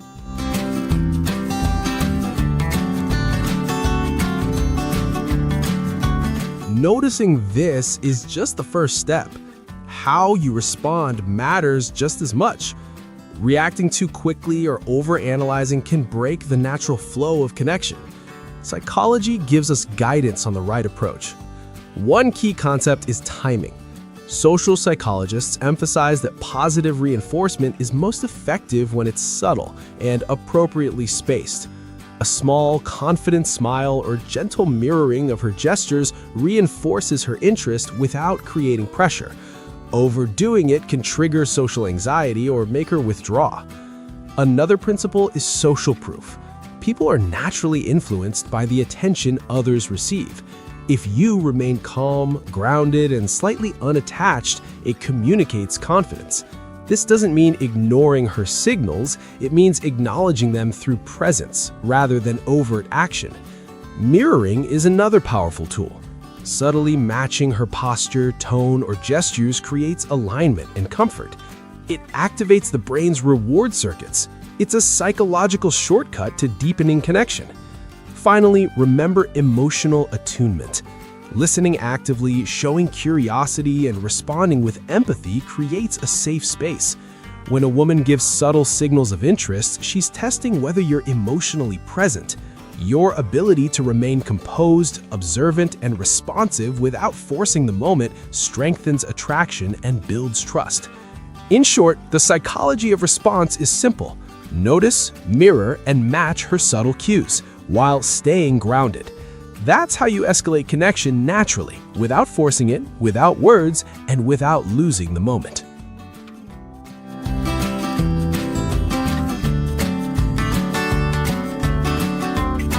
Once you've recognized this and responded appropriately, attraction begins to build through subtle escalation. This isn't about grand gestures or pressure. It's about small, consistent cues that strengthen emotional and physical connection over time. One framework to understand this is the habit loop. Each positive interaction, whether a shared laugh, a lingering glance, or a light touch, releases dopamine in both brains. This reward reinforces engagement, making future interactions more compelling. Over time, these small signals accumulate, creating a sense of inevitability and attraction. Intermittent reinforcement also plays a role. Psychology research shows that unpredictable rewards like a sudden smile or touch are more engaging than constant attention. This creates anticipation and excitement, keeping her mind drawn to you without forcing closeness. Emotional reciprocity is another factor. As she gives subtle attention, your brain mirrors and amplifies those feelings. When you respond with warmth and presence, it deepens the cycle of connection. This is why repeated microsignals are more powerful than any single dramatic act. Finally, subtle escalation respects autonomy. Women often test whether men can handle slow-building interest without rushing intimacy. Recognizing and responding to these small cues without overstepping strengthens trust and emotional safety, key ingredients for lasting attraction. In essence, attraction grows quietly, cumulatively, and predictably when you honor these psychological principles. This behavior is just the starting point.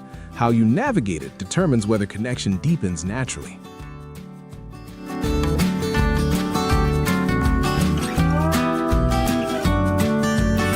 It was late evening, and we were sitting on a park bench, the city quiet around us. We had spent hours talking, laughing, and sharing small moments, each one layered with subtle cues. Then it happened, the final confirmation. She shifted slightly closer, her hand brushing mine again, but this time longer. Not forcefully, not urgently, just enough to let me know she wanted to be there. Her eyes met mine with a mix of warmth and certainty, and the tension that had lingered melted. I realized in that quiet, unspoken moment that all the tiny signals, her laughter, the brief touches, the way she leaned in, had been leading to this. She wasn't just interested, she was giving herself permission to be close, and I was invited in. Moments like this are subtle, almost cinematic in their simplicity. No words, no declarations, just a series of deliberate, consistent signals that speak louder than anything anyone could say. Recognizing these signals changes everything. It allows you to move with confidence, understanding, and emotional presence. You no longer guess, you simply see. And when you respond thoughtfully, the connection grows naturally, effortlessly.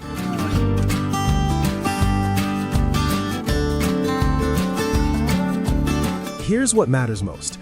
This behavior is subtle, consistent, and psychologically meaningful. It's rarely a single act. It's the combination of microsignals repeated over time that reveals genuine interest. Non-verbal cues like lingering eye contact, light touches, mirroring, and body orientation are all part of this language of attraction. Psychology shows us these signals are more honest than words because they bypass conscious control and reflect real emotional engagement. Understanding attachment theory, gaze cueing, and the reciprocity principle helps you interpret these signals accurately. They explain why women often communicate interest indirectly and why noticing patterns is more reliable than reacting to isolated gestures. Cognitive biases, attention residue, and change blindness are why many men miss these cues. Becoming present and observant allows you to catch what others overlook. Finally, responding thoughtfully is critical. Timing, mirroring, emotional attunement, and respect for autonomy strengthen the connection without forcing it. Subtle escalation through repeated microsignals builds emotional and physical closeness naturally.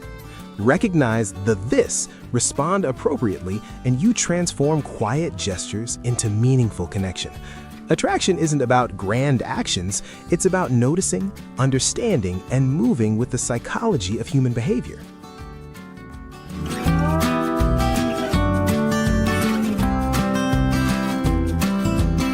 I remember walking away from that evening with a sense of clarity I hadn't felt before.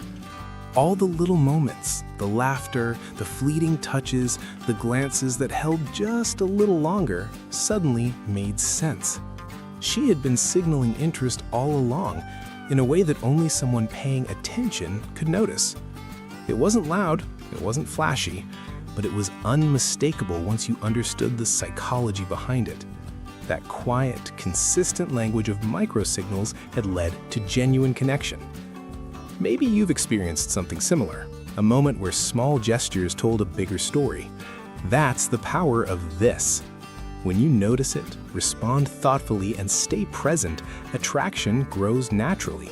You stop guessing, you start seeing, and in that seeing, everything changes.